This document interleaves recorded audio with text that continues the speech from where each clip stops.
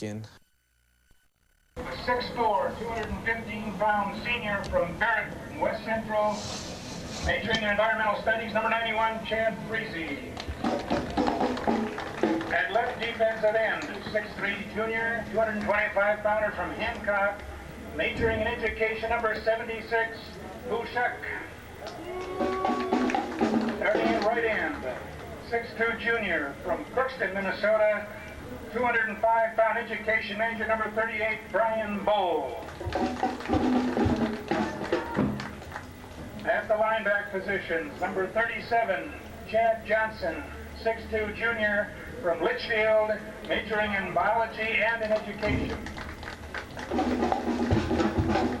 The other linebacker position, 6'2", senior, 210-pound English and business major from Fargo North, number 57, Mike Solberg. Starting at the right corner position, number 35, Brian Barnick, sophomore, 6-footer, 170-pounder from Fargo South. And left corner, from Bismarck, North Dakota, 5'11", 165-pound sophomore, number 26, Tim Odland. At the rubberback position, 6'3", junior from Fargo North, a business major, number 49, Shad Young. Starting at strong safety, a 6'1", senior, 195-pound nursing major from Litchfield, number 46, Tim Langano. At the free safety position, 180-pound, 6-foot junior from Slayton, Minnesota, a Fayette Health major, number 5, Stuart Lang.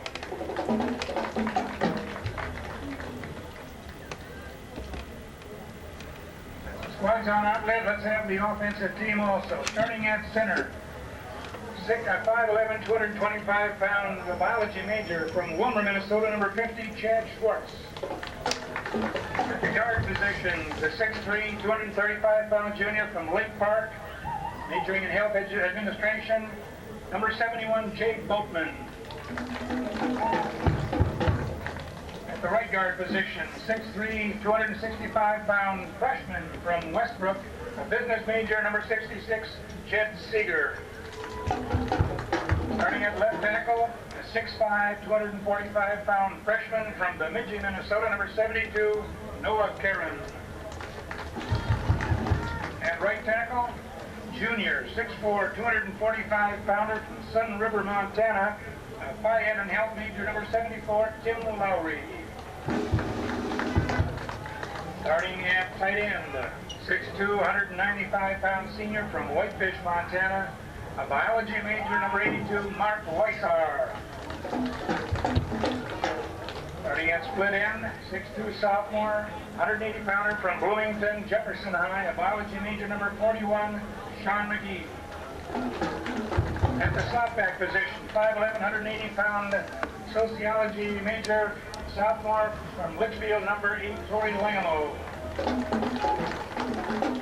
And fullback, 6'2", 215-pound sophomore from Fargo South, St. Major, number 36, Mike Halverson. At halfback, 6'1", senior, 200-pounder from Wabon, a business administration major, number 21, Dean Hugo. And at quarterback, 180-pound, 6'6", senior from Belgium, major, Kyle Woodard. 1994 Cougars.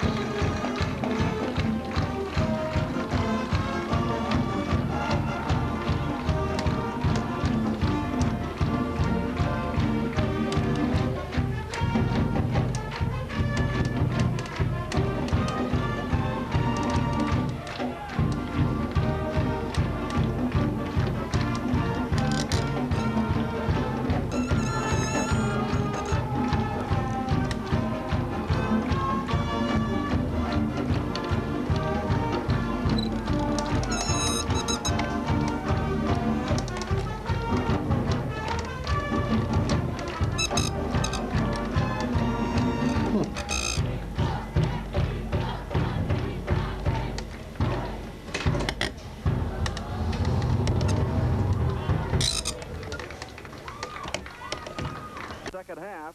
Carleton wants to go on offense, and they'll have the ball to get this thing underway. And I know, Wade, that the wind was indeed a factor on what was going to happen after the toss of the coin for today's game. Oh, no, the wind's blowing heavily, and I think it affects probably Carleton a little bit more because they want to mix and match, and the Cobbers are just going to go to the running game. It's been their success all year, so I just don't foresee them changing anything, especially against an Eagle defense where they should be able to run the option, the counter option today.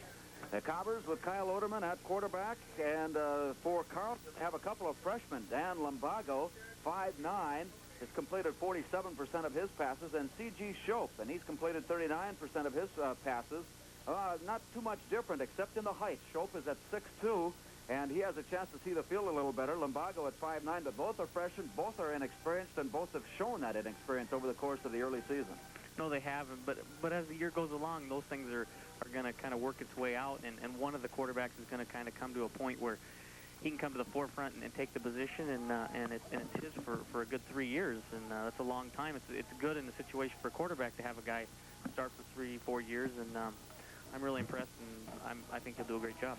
One of the things about Carleton's offense so far is that it's pretty well balanced. 342 yards average per game, divided 172 passing, 170 rushing. No, that's a great balance, because anytime you can't really key in anything, and you've got to kind of be honest, and that's what Jim talked about. You can't spread your guys out in the pass coverage, and you can't because you got to keep them honest with Chris French. And on the other hand, you've got to stop the running game, and you can't afford to give up any passing yardage. So it'll be an interesting afternoon here at Jake Christensen. The Cobbers are ready to take on the night. Cobbers with a little bit of a wind advantage here in the first quarter at their back at the start of the game time, pretty much out of the south, which is blowing across the field, but it is expected to change directions a little.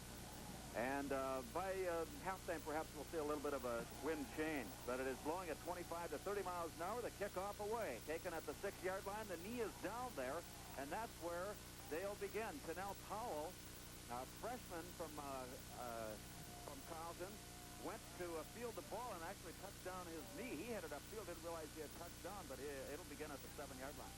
It looked like he barely grazed the ground, and that's referee call there in that situation.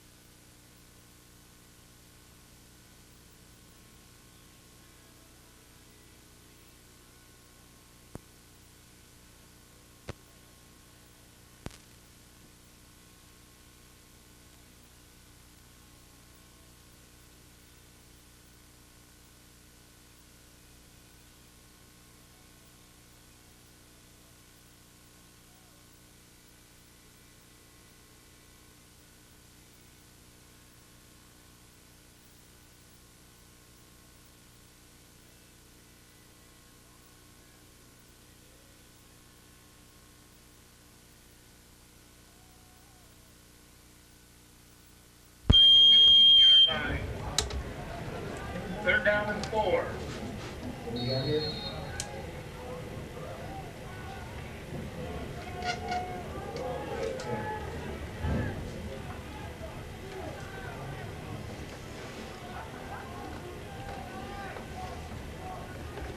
They're playing their head up. Yeah, they're almost playing that up, Gina.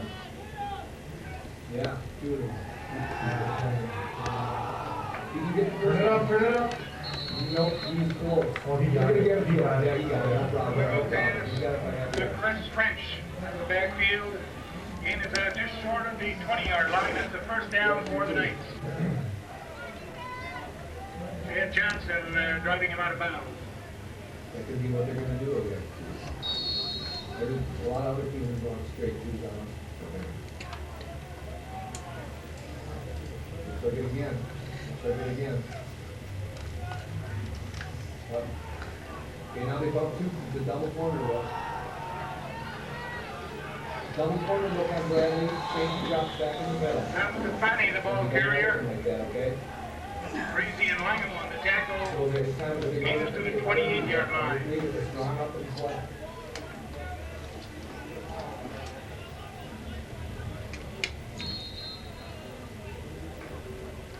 when we went in the spread like that, I don't know what they're gonna do if it's going on very nice again.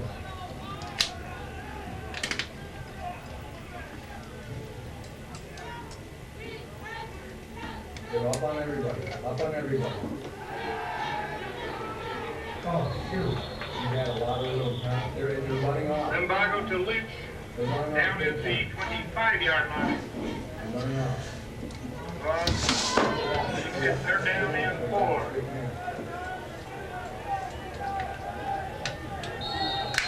We go into motion, we must. Can we go with that? No. But when we go in motion, I think they bump into each other, we must check out or whatever it is, or unless that is all. My radio quit.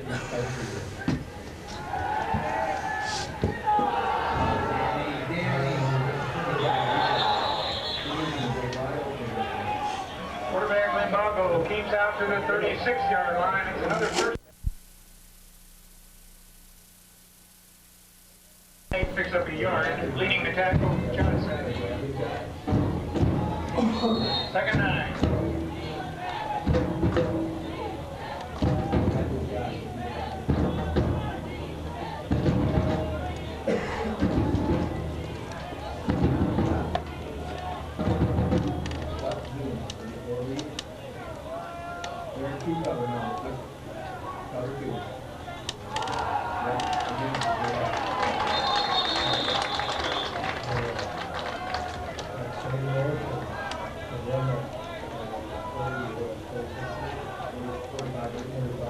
French carrying for the Knights, stopped by Schenk, Karen, and others.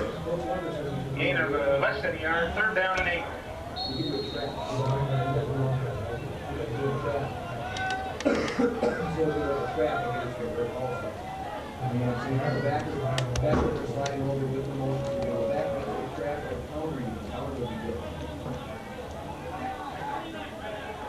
You don't know who's covering them.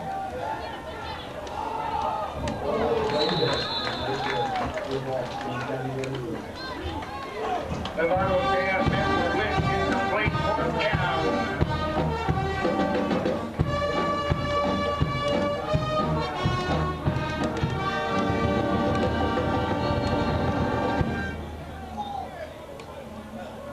Right side.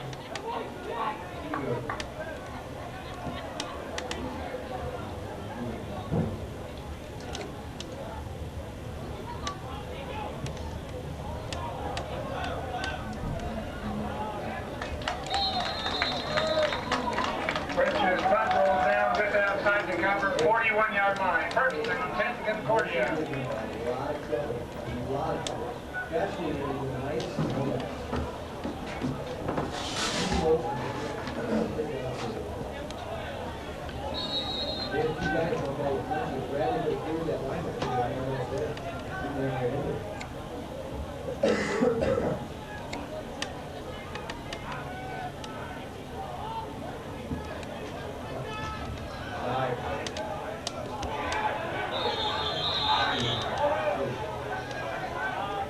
Overson drives up the middle, and is to the 44-yard line. Steve Bjork on the tackle.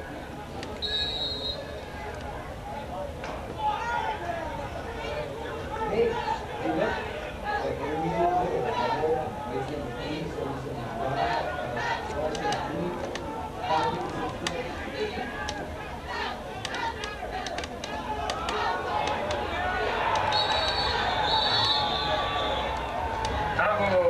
Ball carrier Bjork again leading the tackle. Loss of a yard on the play.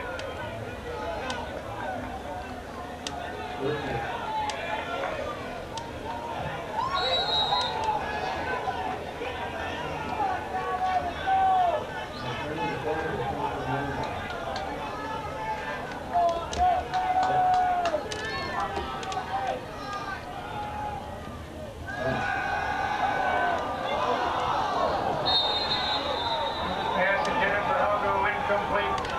4th down.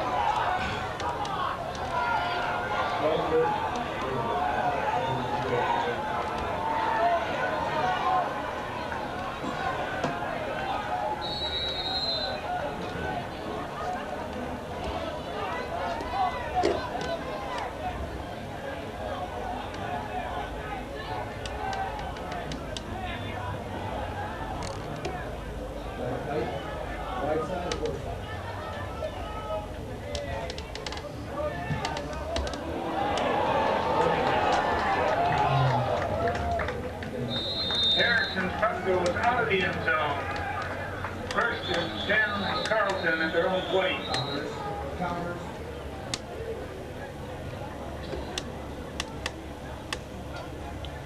Backers are bumped over. If any counter motion gives them trouble.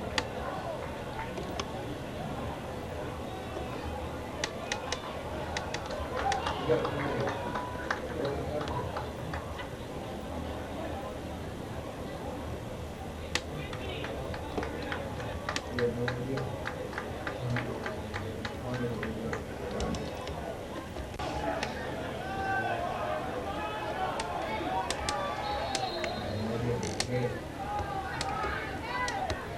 They've got kind of a tough look. This is going to be tough. Yep. That's 5. Good run. That's 5. Yeah. That's the ball carrier. Hit initially by Freezy. Gain it to the 15. They're flying. The backers and the line. They're really throwing the ball. We need to cut back. There's a lane there, and they're not going to be there anyway. Just wide open. Nice field. Yeah, that would be good.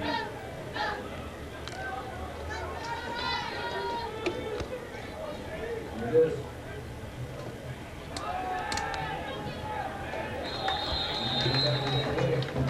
Limbago brought down by Freezy and Johnson. Gains to the 17. That'll make it 3rd down and 3. Timberland will have Timberland go backer, the left guard, the other guard, three down. You set up on the phone. In the 2, it's going to be a quick track.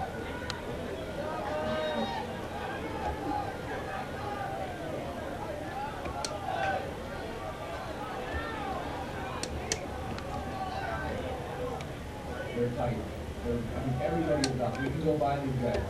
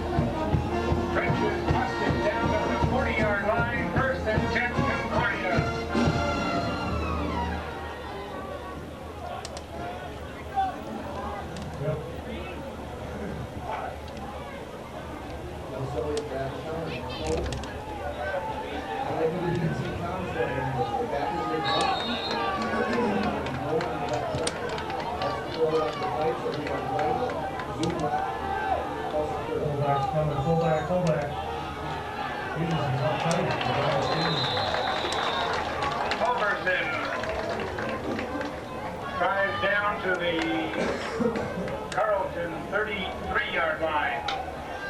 A gain of 7 makes it 2nd and 3.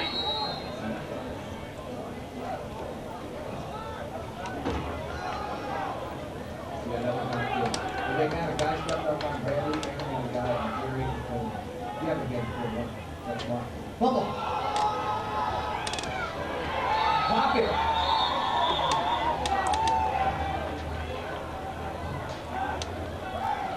Waterman recovers the fumble, but brought down back at the 38-yard line. Make it the 39-yard line. 3rd down and 9. You can tell them to go level 3. Give us 10. Ain't that easy. I'm to watch the short motion.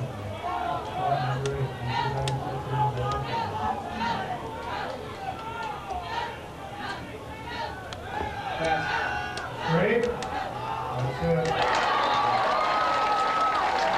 Waterman, Chris Corey, out of bounds at the Carlton 28-yard line. 1st and 10, Concordia. Yeah. Blue counters are best. Against it, back against it. You call for curl. Call for curl.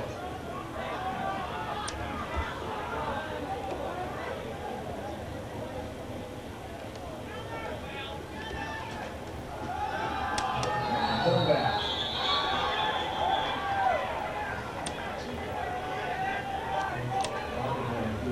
Overson picks up a yard. Second down and 9. Yeah. Yes, they are. Not all the time, no. What they'll do is sometimes they'll step up the that backer, and then they'll lever it down. So then Tony and Jerry are covered up.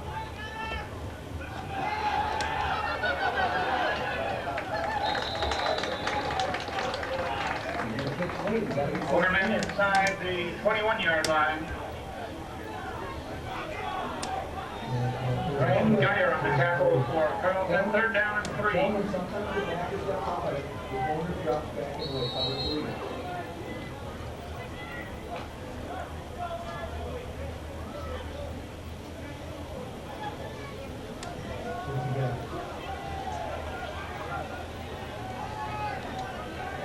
That's the backer that stepped up on it.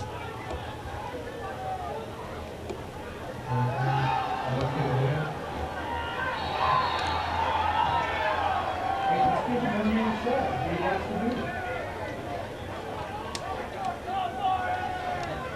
Boss is back to the 24-yard line. Dietrich and Klein on the coverage for Carlton. Fourth down and 6.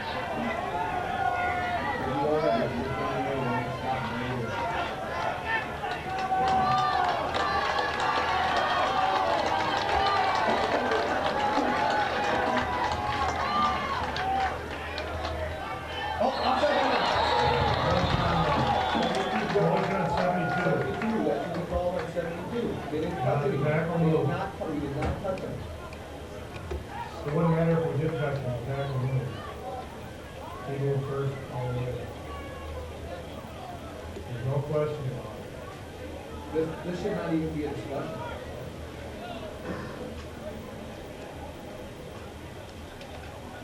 Yeah. Now we're at 4th and 11. 4th and 11. Procedure penalty against the Carters. 8. Legal motion. 8. Ball is out at the 29. He's going to get some more. 4th and 11.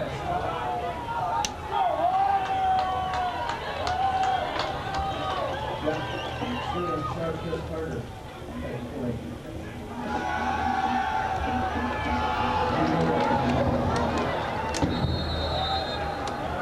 Tell Sully, he's on the ground, see if he's going to spot. Gordon's pass intended for Sharp, he is incomplete. Carlton will take over first and 10 at their own 29-yard line. Zoom, 30 counter, and tell him he's going to hit 0 ball, he's going to bounce, he's going to throw it up.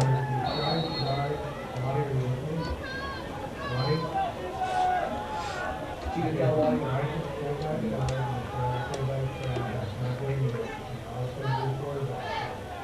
Here it is. There it is. Bingo.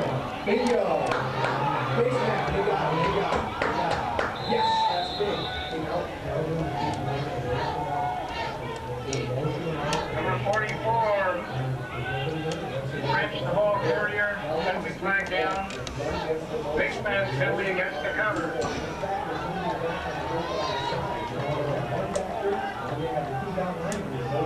5-yard penalty will give Carlton a first down at their own 49-yard line.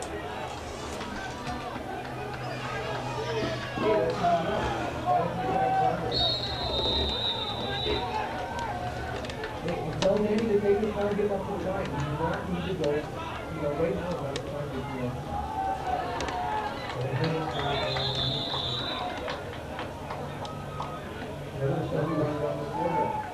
French carrying for Carlton, brought down by Bull and Solberg. Hey, we get the speed option against that motion too. Tell him, you know what I'm saying? Yeah. Yeah, we can do that too. Open with Huey Wiggins.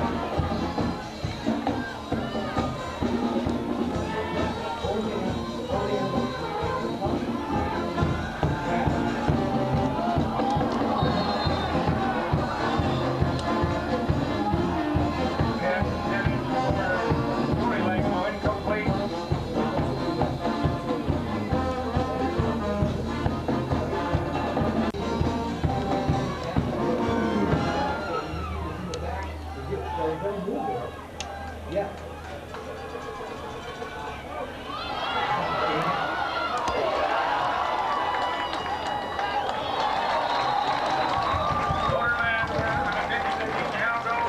Across the 35-yard line, Klein in on the tackle for Carlton. Third down and less than a yard.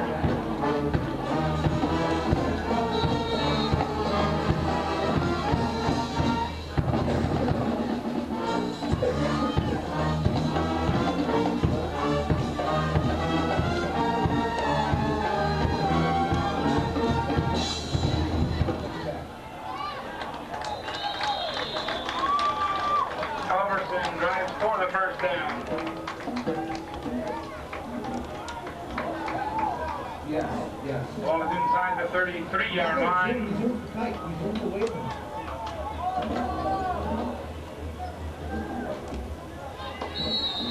He doesn't necessarily have to zoom across the other back, is what I'm saying.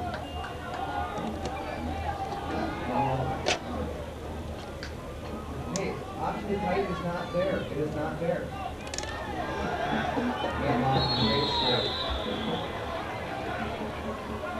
Motorman keeps for a yard.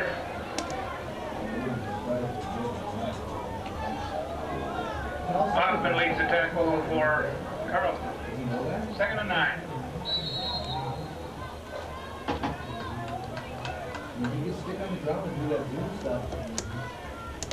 Yeah, that's what we're saying. Danny can be up there for a little bit, you know what else you can do? You can regular riggings, where do you want to go? There's a curl, there's a curl. Look for it. Quarterback to one card. Gains to the 21-yard line. First and 10, Concordia.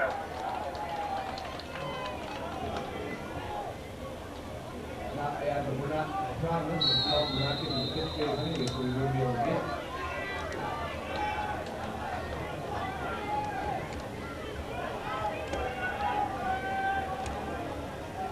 The tackle is one making the play.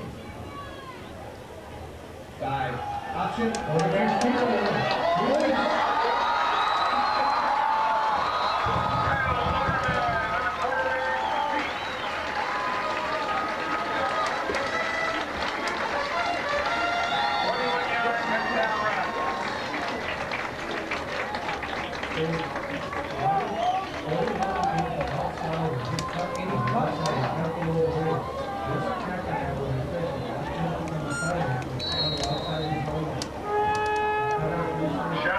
Through the key block on that touchdown run, number 41. Ask him. Don't yell at him. Ask him.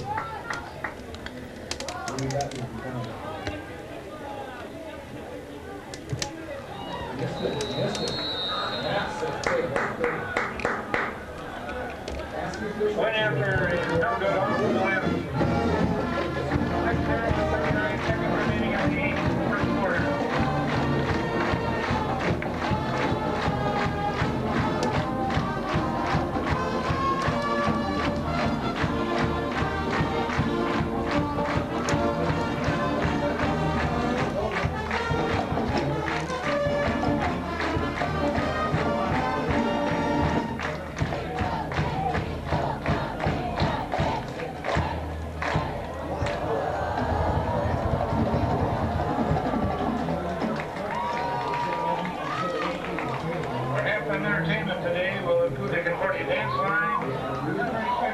catcher, a fine high school band and flag corps from Groton, South Dakota, will perform at halftime.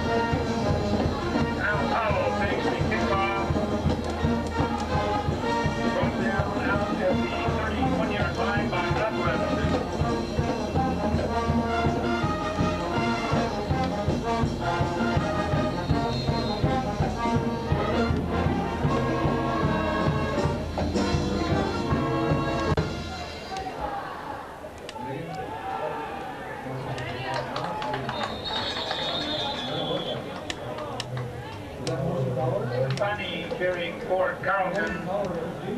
Soberg in on the tackle for the Cobblers. He is just across the 32, second down and 9. Yeah, that's what it looked like, motion power with no motion.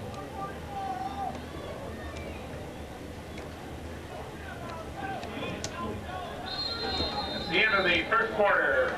Concordia 6, Carlton 0.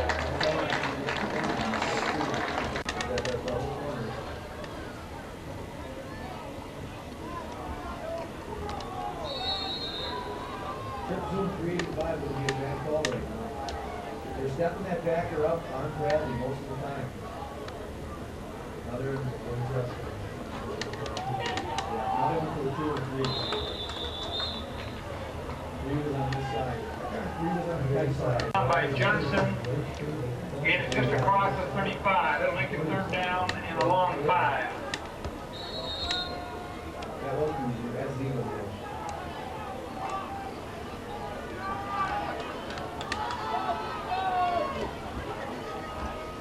How big Al to take up the play? They stepped up on it big time. Bump is built.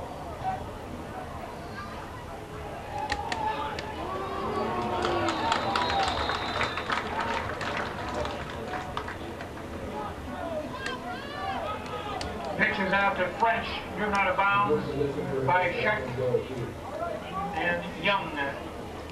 Fourth down and 3.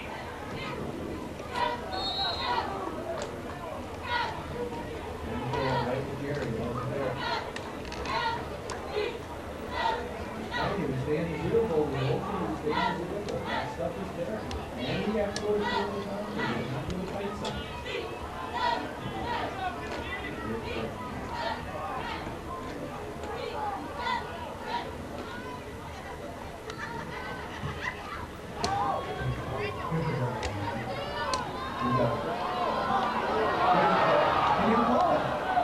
Bradley got it. Stuart Lang brought down by Monroe. Ball is at the Concordia 28-yard line. First and 10, Concordia.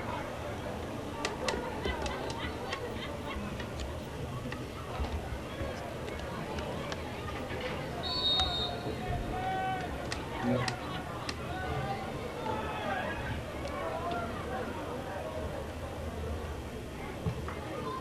Yeah, we got to stay away from the tight side. There's nothing there. Alderson after the 40-yard line. First and 10, Concordia. Everywhere in there, and we need to try options inside. That's the only thing we have right now from the group. But anything, nothing to the tight, nothing.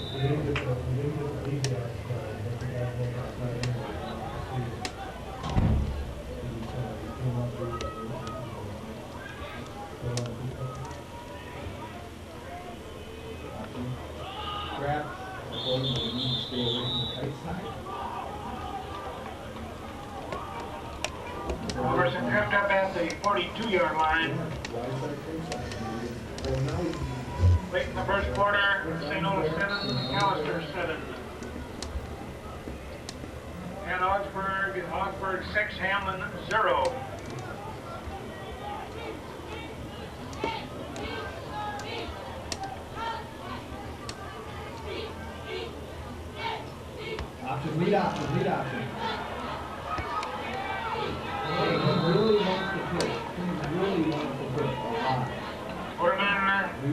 Tackled by Bierke, the ball is at the 43.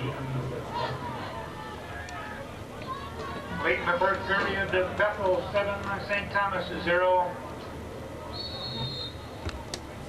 With 5 minutes left in the first, St. John's 14, Gustavus 0. No, especially when we zoom, especially when we motion. And they have a lot of trouble with motion. So if you go night motion, night zoom, and over there. Hey, watch that. We go right over the middle, right over the middle.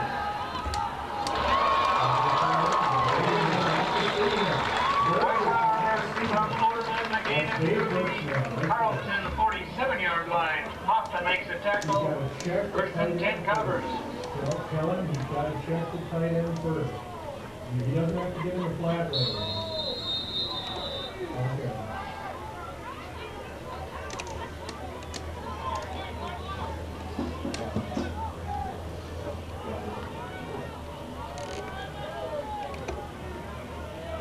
Back.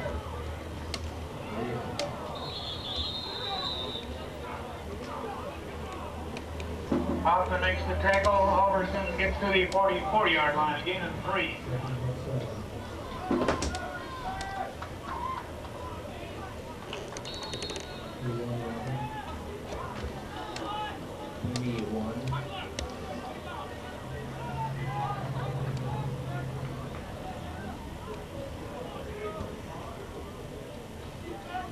Option. Pitch, late pitch.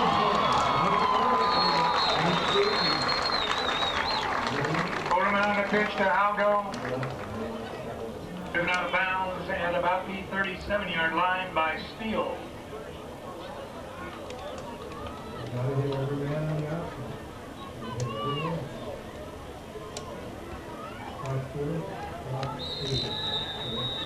The officials will take a timeout to measure. A little bit, yeah, a lot of motion, use the motion.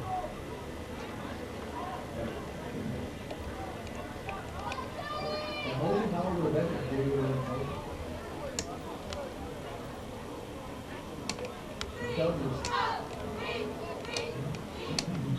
Yeah, that's well. Back is what we have to do that. No, we don't know how to do it. We could do it.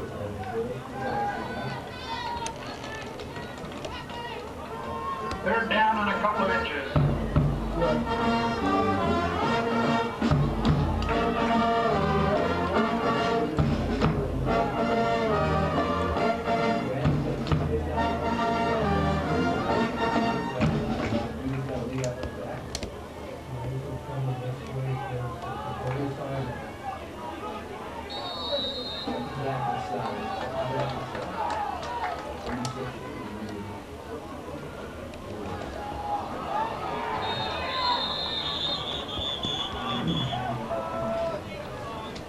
Halverson up the middle.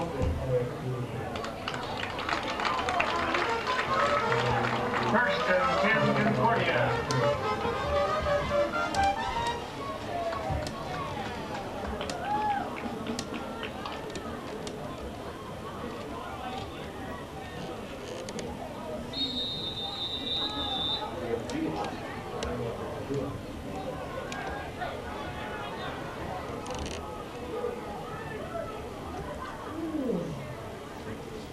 Lead option. Let's go. Quarterman slips down back at the 40-yard line.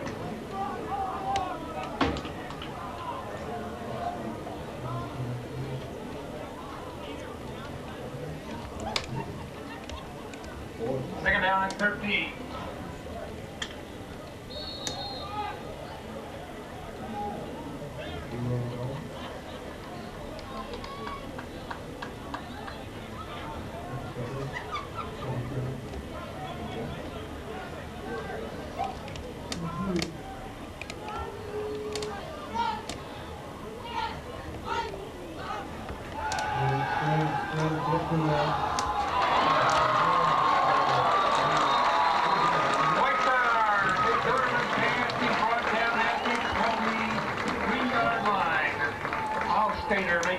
tackle.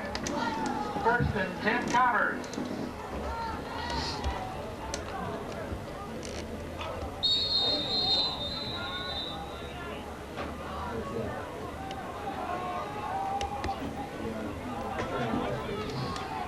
Good pressure. Good pressure.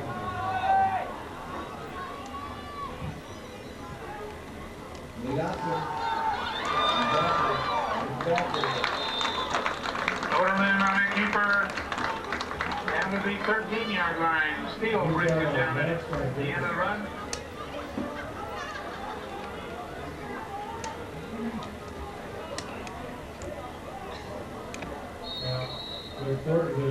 Second down and less than a yard. Especially in front of the nose top.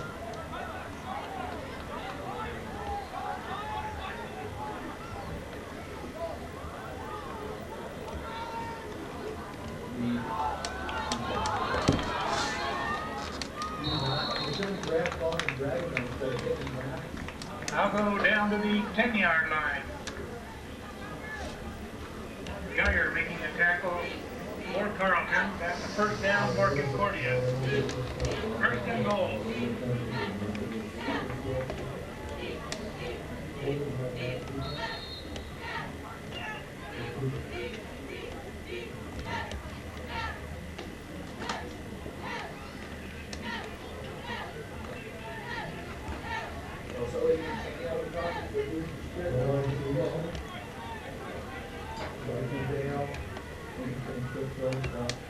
Counter. Algo in for the touchdown. Being blocked by Schwartz.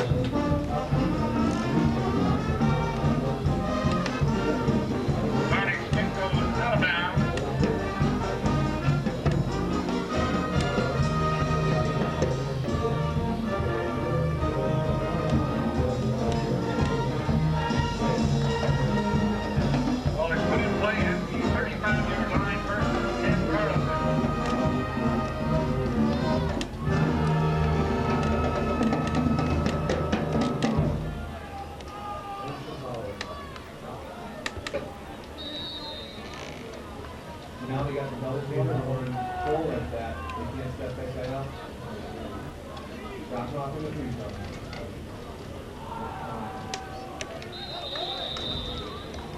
Our own line is not there. Breezy and Bowl lead the stop on French. End of a yard. No, we need to zoom.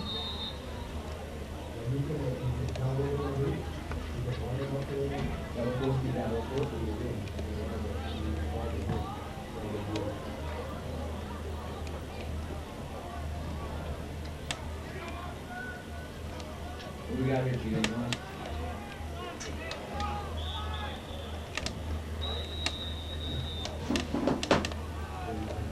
Timeout, Carlton. Get him over the side, Ron. Tell Danny to get over in the huddle. Good.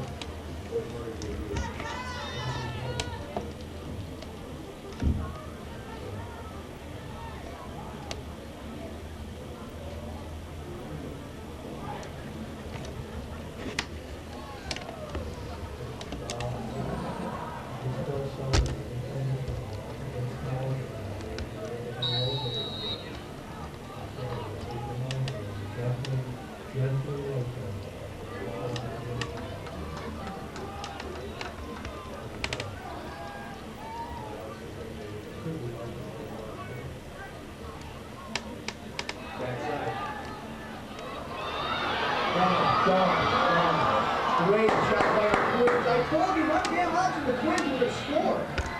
God, don't need a genius. Stefani for Carlton. Thank you, good call. 64-yard touchdown. Good job, good job. Go for one, baby, go for one. You're kicking, aren't they? Kick it. Kick it, kick it, kick it. Go for one. Kick it. Yeah, you kick it. Kick it.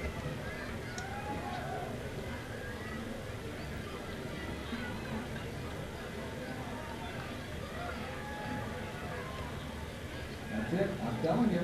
Run option the Twins. You're going to score. Nope, zoom. Yep, yep.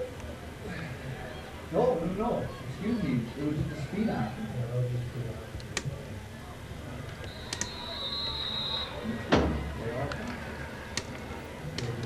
Point after good by Brad McDowell makes it 14-7. 8:24 remaining in the half.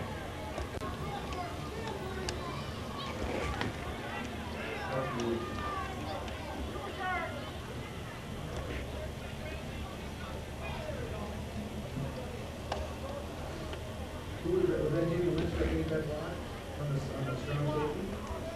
Yep. No. Right when you pitch, just pitch, how you. They also, the web, every play, the last play, whether they've got the ball or not. How's Bradley feeling, by the way? And pitch that doesn't have the ball, you can't pull in, doesn't matter.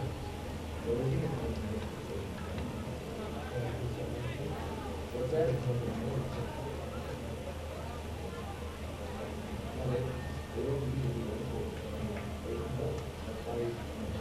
The pitch guy has to be taken anyway. Not hit the pitch man, he doesn't get the ball. The pitch guy has to be tackled, whether he's got the ball or not.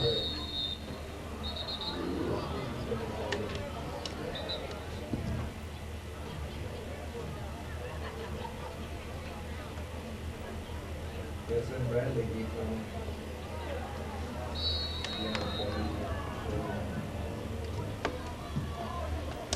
Bradley's got to keep that ball.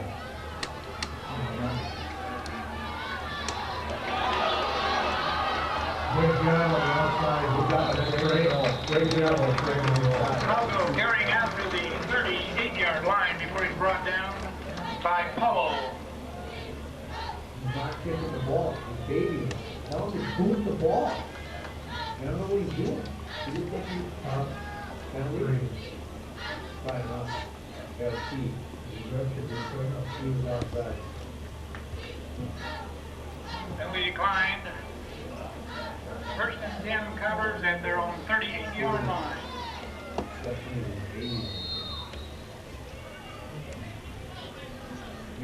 Even if he gets a low line shot, those are easier to one. Yeah. He's blocking his jump there. He's not taking a clean ball. He's stopping. There's that. Over the line.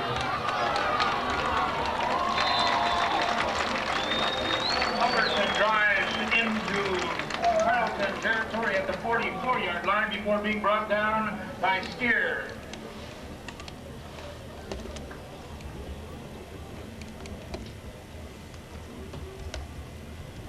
Line two.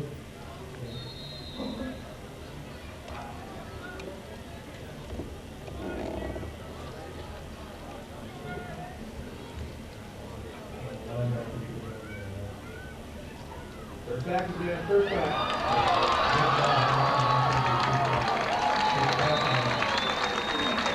Culbertson down inside the 23-yard line. Yes, yes it is.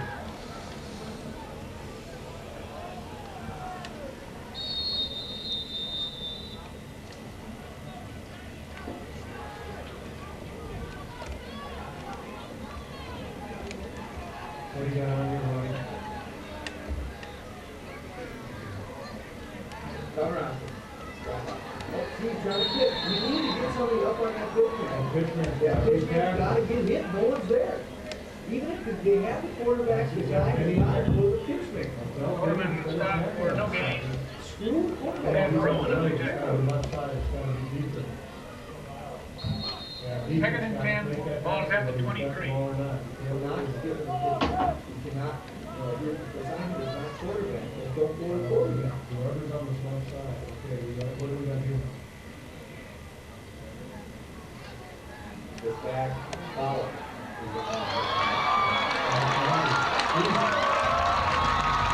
Quarterman in for the touchdown. Northern key block, Culbertson.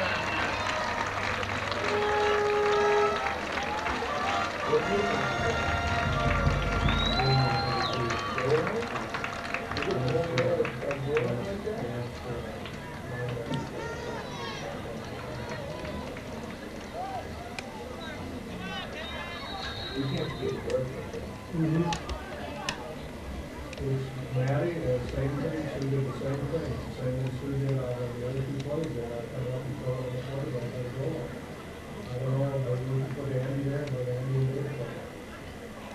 But right now, they're not doing the school or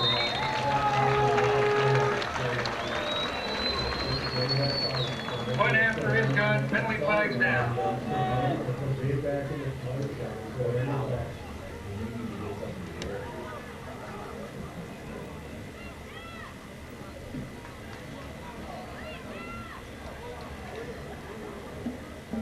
We're not doing our assignment. So tell Jimmy Lynch to get up. Offsetting unsportsmanlike conduct penalties. We can get more than this. We could have a fire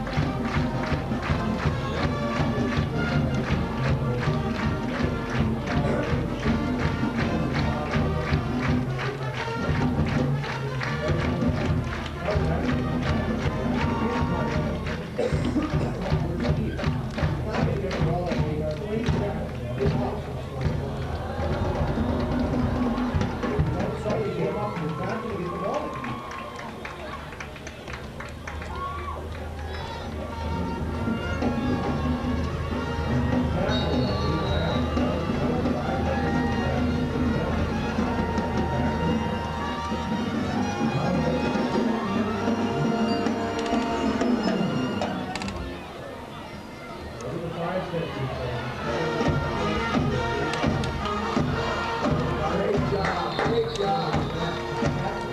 Don't try and find out. 33, Christian Schiller taking the kickoff, carries out to the 43-yard line. First and 10, 19 through 43.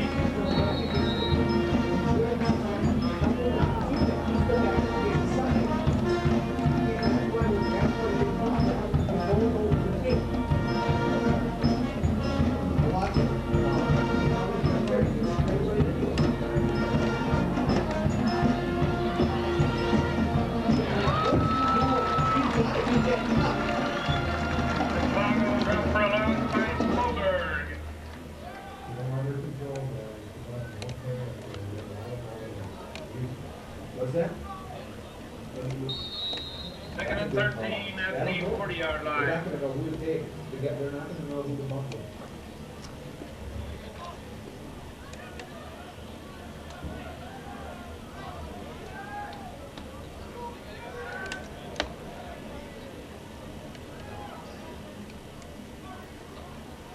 Bradley's open.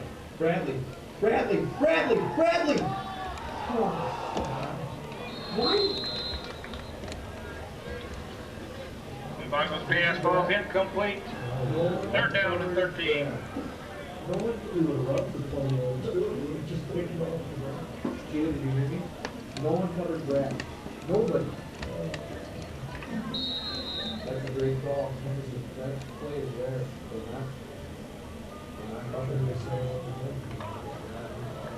What's that? Yeah, go back. Yeah. Watch the blitz now, watch the blitz. Pick up the blitz. Here they come.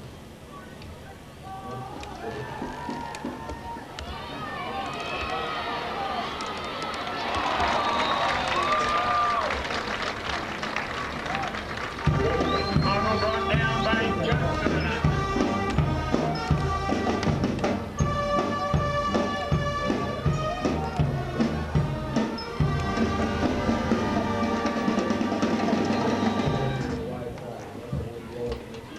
Fourth down and 16, back at the 38-yard line.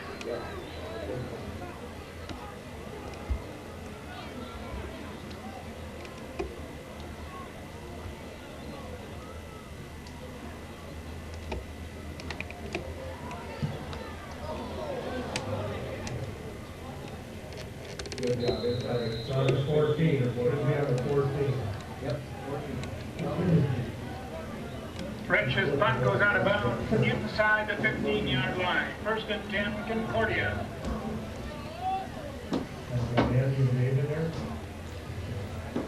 No, Hawkins. And Hawkins and, oh, no, they can't.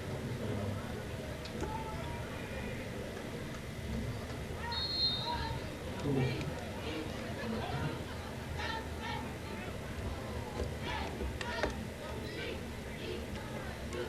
You talking to Mago about that? Overson out to the 21-yard line. That's a 6-yard gain. Yes. Bjork on the tackle for Carlton. Second and 4. That's so.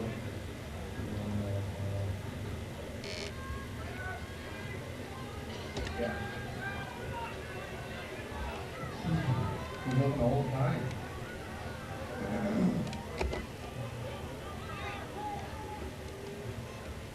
Lead back again. This is going to pull back. Overson out to the 31. Bjork again on the tackle. That's good for a first down for Concordia.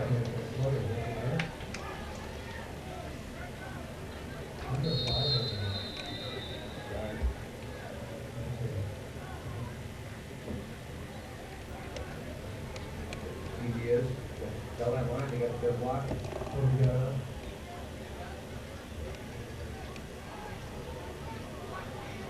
Lead up. See, he's got that ball man out there. Kleiner, let that pitch guy go there. Tell him. Oderman dropped by Klein and Bjork. No gain on the play. That'll make it second and 10 at the 26. You make sure. You can't make sure. He's got to know when he's going to make that play. He's got to get the pitch back.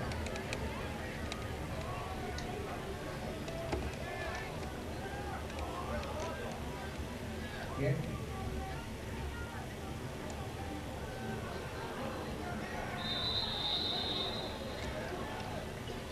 Overson stopped after a 1-yard gain. Will make it third and 9.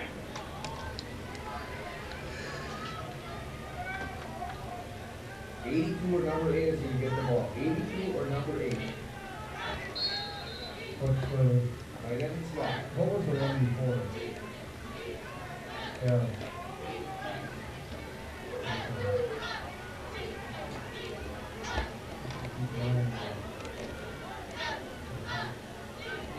Pass. Flag. Come on, Brian, turn that corner. We got something. Hold it down. Oderman is out to the 30, just shy of the 38-yard line. Hold Holding it. flag is down. No. Yeah. Illegal motion. Illegal motion. Motion against the covers. Nullify the game.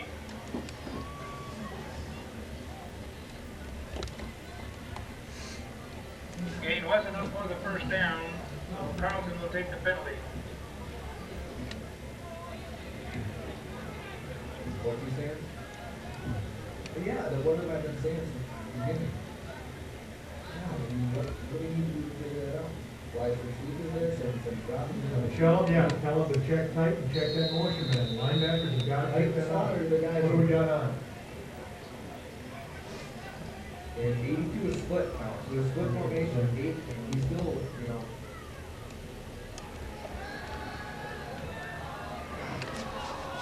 First down, 2. You need to make that play.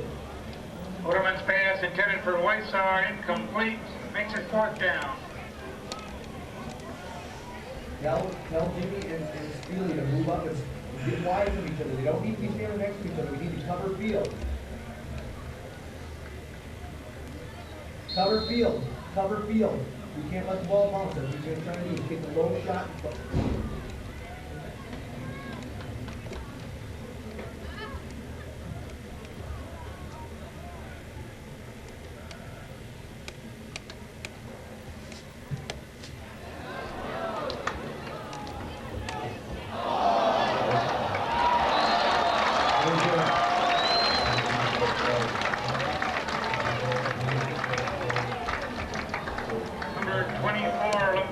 Takes the punt brought down by Nelson at the 46-yard line of Carlton.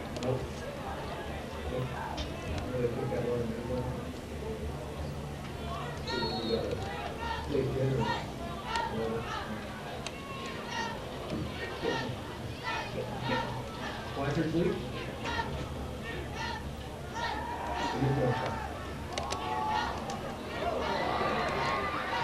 Good job, that's the spot right there.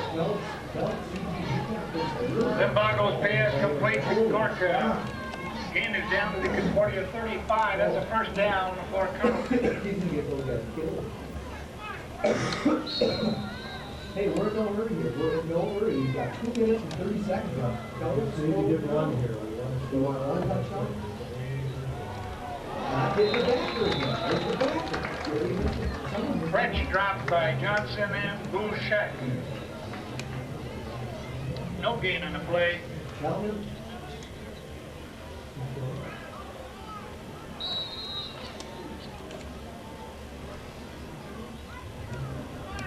Tell Sully not to forget about that zoom counter, zoom that trap stuff right now. We don't need to throw. We don't need to throw.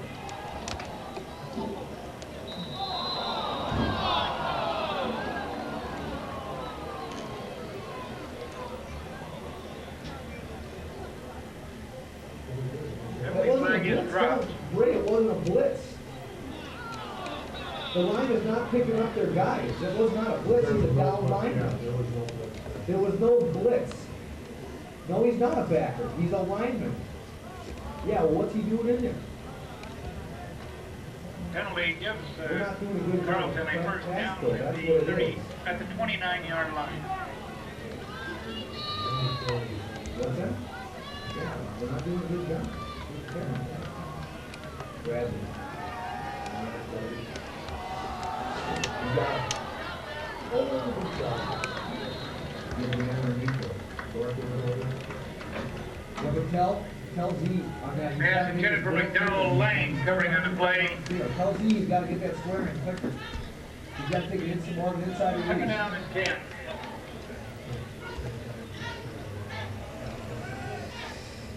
He's not seeing him fast enough. 5:56. No one's going to cover country. We need to do this from wide side. 46. Bradley's all by himself. Bradley's by himself. Pass incomplete. Chad Johnson in to break that up. Third down and 10. Hey, when we zoom like that, Bradley's got one-on-one, the guy gives him outside, he gives him the outside, he can do a fade. If Bradley's walking, get him out of the game. He doesn't need to be in there anymore.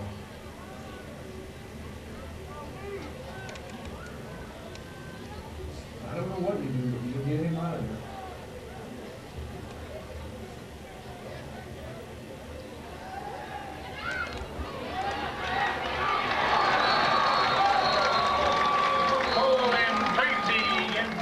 up that play. 4th down and 10.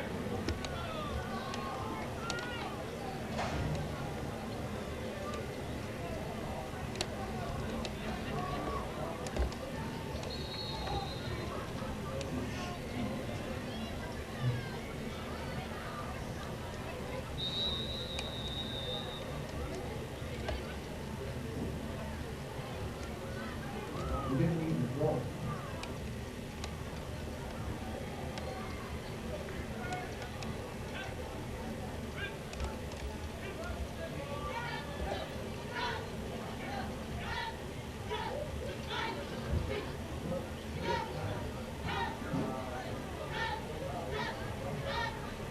I say why. I say why. Why? Why? We need to get that end cut and we need to get that tackle taken care of. We cannot let them have penetration or get that. We need a job by the line.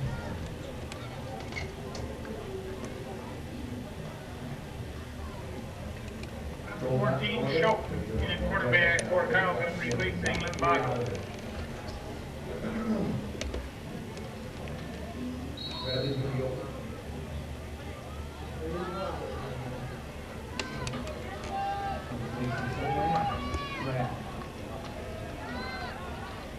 Oh my Lord. No one's going to cover Sapani.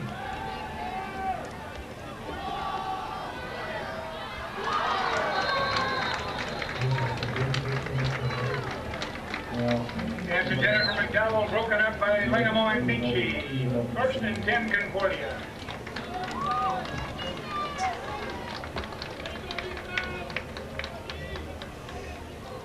You're not making throws at the right time, you're not making throws with the right people, and you're not blocking, you're not making throws.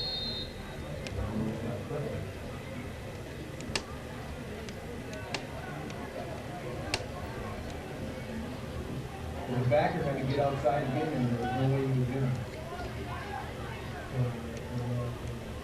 Respect. Gotta make it though, Andy. Hey, the kid wants to Andy hit. got it, he's gotta make it. He can't be stuck at all by the dime, he's gotta know the quarterback right away. Okay, we just gotta know, it's the quarterback, he's gonna get it.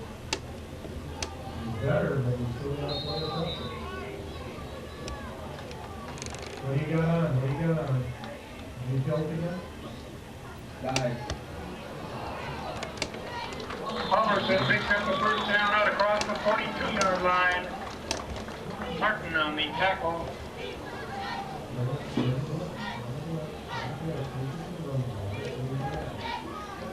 What do you got?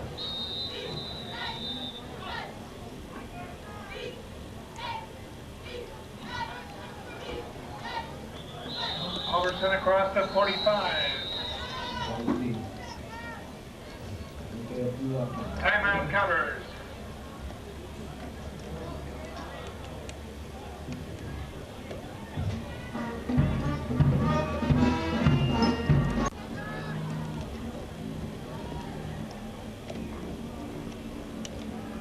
There it is. Keep it, pick it.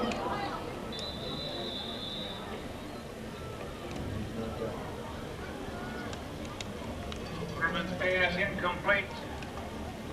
Makes it 3rd down and 7. Andy?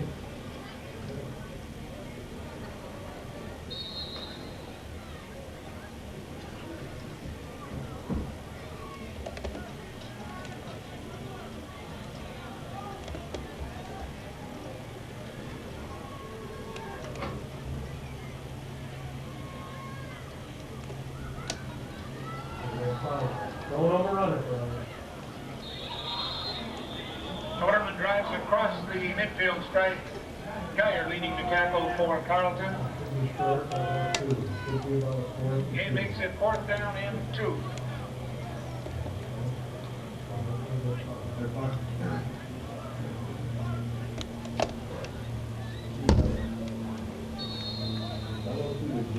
We got block out.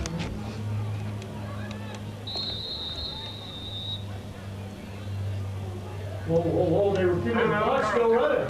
The clock's still running. They just, It should be at 21 seconds. It should be at 21 seconds.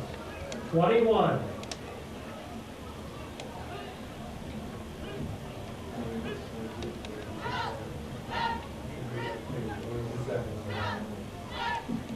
Be 22 seconds remaining on the clock.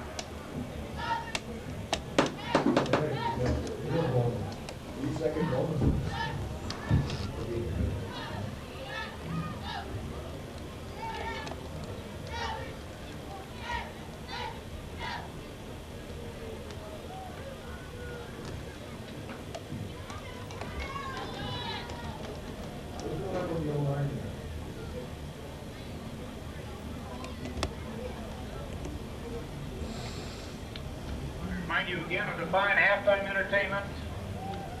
The Concordia dance line and then featuring marching band from Brooklyn High School from South Dakota.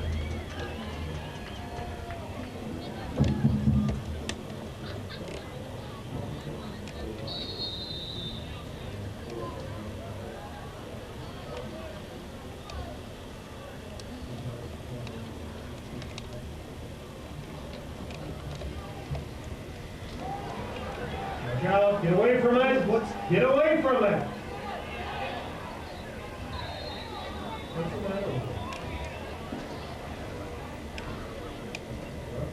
it? Erickson's clock is down at the 25-yard line with 13 seconds remaining. What are we doing there?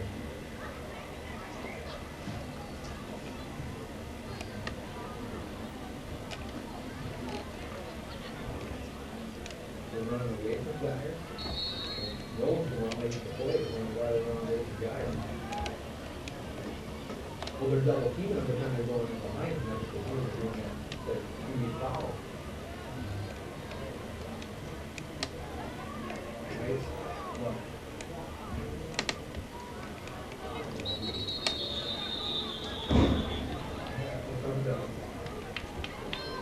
French, the ball carrier, stopped by Karen in the middle of that, Concordia defense. Knights are ready to tee it up. They'll have the wind at the back as Brad McDowell is ready to kick it away. Dean Hago is waiting. He returned 26 yards on a kickoff in the first half. That's his average. He'll wait at the 6-yard line.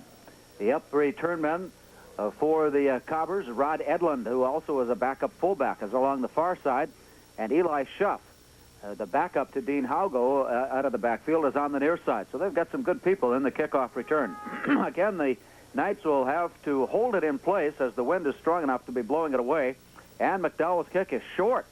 Off to the far side, it will go out of bounds near the 24-yard line.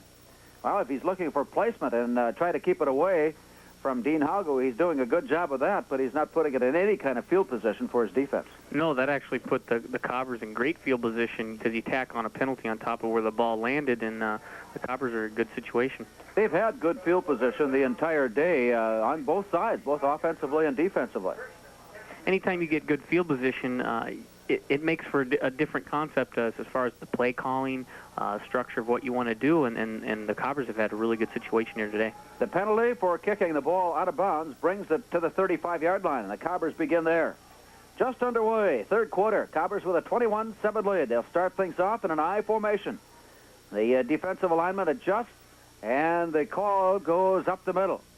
Dean Hago on the carry picks up a couple, or Kyle Oderman rather, kept it himself and picked up 2 yards. Looked like there might have been a foul up there, and Oderman just, being smart, head straight north-south. That's what you want to do, and at least you're going to get some yardage instead of running east-west. Nathan Merseth, the tight end, is in the lineup. He'll be on the, along with Mark Weishauer, they'll line up as double tights. That brings Torrey Langamo out of the lineup and leaves Sean McGee as the only wide receiver. Out of the I formation on 2nd and 8. Tailback Dean Hago dances into the line and is brought down at the 44, a gain of 2 yards. And again, he finds that things are pretty well plugged up. Brian Geyer, just a sophomore, is there to make the stop. Cobbers doing what they did last week and the week before. In the second half, they start to go to a blast and power and try to get the ball to Dean Hago's hands up the middle and see what he can do. Torrey Langamo back in now on 3rd and 6. Cobbers at their own 40-yard line. Sean McGee and Langamo out wide left. Mike Halverson, the fullback, offset just a bit out of the eye. as Oderman rolls in that direction. Gets a block, swings one out on the far side. He's got his man. Pass caught, 50-yard line. First down, Concordia. Torrey Langamo making the reception. Great job by Torrey Langamo, doing a great job of catching the ball. But on top of that, Kyle Oderman got a great block by Dean Hoggle. Not only can Dean Hoggle run the ball and catch the ball, but he can block, and that's something you got to be a team player. A lot of backs tend to carry the ball and then let their blocking go. Dean Hoggle taking pride in that, doing a good job protecting his quarterback. Third down turned into a first down at the Carleton 49-yard line as we start the second half. McGee and Torrey Langamo wide to the near right side. From the I formation, Kyle Oderman. And the draw play to Dean Hoggle, and he busts one near the first down marker. He was one sidestep away from breaking it all the way. Finally tackled by Al Steer. He was reaching out to put the stiff arm on Steer, who had closed in and got close enough to make the stop. A gain of 9 yards for Dean Hoggle. And that's a counter blast. What Dean Hoggle does is takes a step left, hesitant step, and then goes right. And it lets the play develop a little more. And a guy like Dean Hoggle's got great speed. He can choose and pick what hole he wants to go in. Now a yard to go for the first down. Short yardage, fullback, dead T. Second man, Eli Schupp. They went the counter, and if he leaned it ahead, he's got the first down. Let's see where they spot him. It is near the 38-yard line. That should be enough. He needed to get across the 39. Eli Schupp, and normally they've gone to Mike Halverson on that carry, just a simple play off the guard, but this time they countered to Eli Schupp, and he picks up the first down at the 38-yard line. Yeah, that was probably, you look at that logically, you wouldn't give it to a guy like Eli Schupp. He's only 5'8", about 170 pounds, but he does a great job of busting through the line and getting the first down. Here come the Cobbers. Just under the 13-minute mark. Second man, Dean Hoggle, into the line, and he is wrapped up at the ankles and at the knees and at the shoulders and driven down. Off the top, Brian Geyer again, making the tackle for Carleton. The initial hit made by Matt Hoffman. And again, the Cobbers, they make team defenses play their kind of game. And again, second half here, they're coming out with some power and some blast, and they haven't seen the option here yet, except for once. And they've had success with this. 2nd and 8. Sean McGee goes wide left side with Langamo. From the I formation for Kyle Oderman. The adjustment along the defensive line. Oderman hands off to Dean Hoggle. Squirts to the outside. He gets away, and he's got the first down inside the 27-yard line. Now go down inside the 25-yard. Big play for Dean Hoggle. Dean Hoggle is such a great back. Even if you key on him, he gets big yardage. He's just a hard runner, and they got to the secondary there, and he busted even harder for a couple extra yards. Now, the Cobbers have not been influenced, or perhaps they have been influenced in the other direction. Instead of keeping the ball away from Hoggle here in the second half, they have gone to him. He has responded. Twice he has picked up first down carries. And on the option, Kyle Oderman looking still. And now a penalty flag flows in from the backside. Oderman was stopped. He was trying to back his way along the line, and while he was backing his way, he's still looking for Dean Hoggle to pitch out to.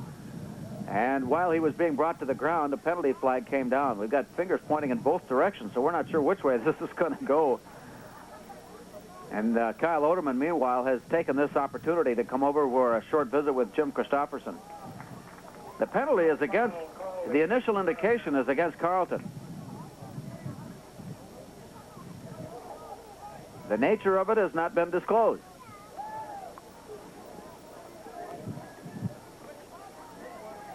.11:47 to go. Personal foul is a call against Carleton. That's, second or third time we've had that penalty thrown today.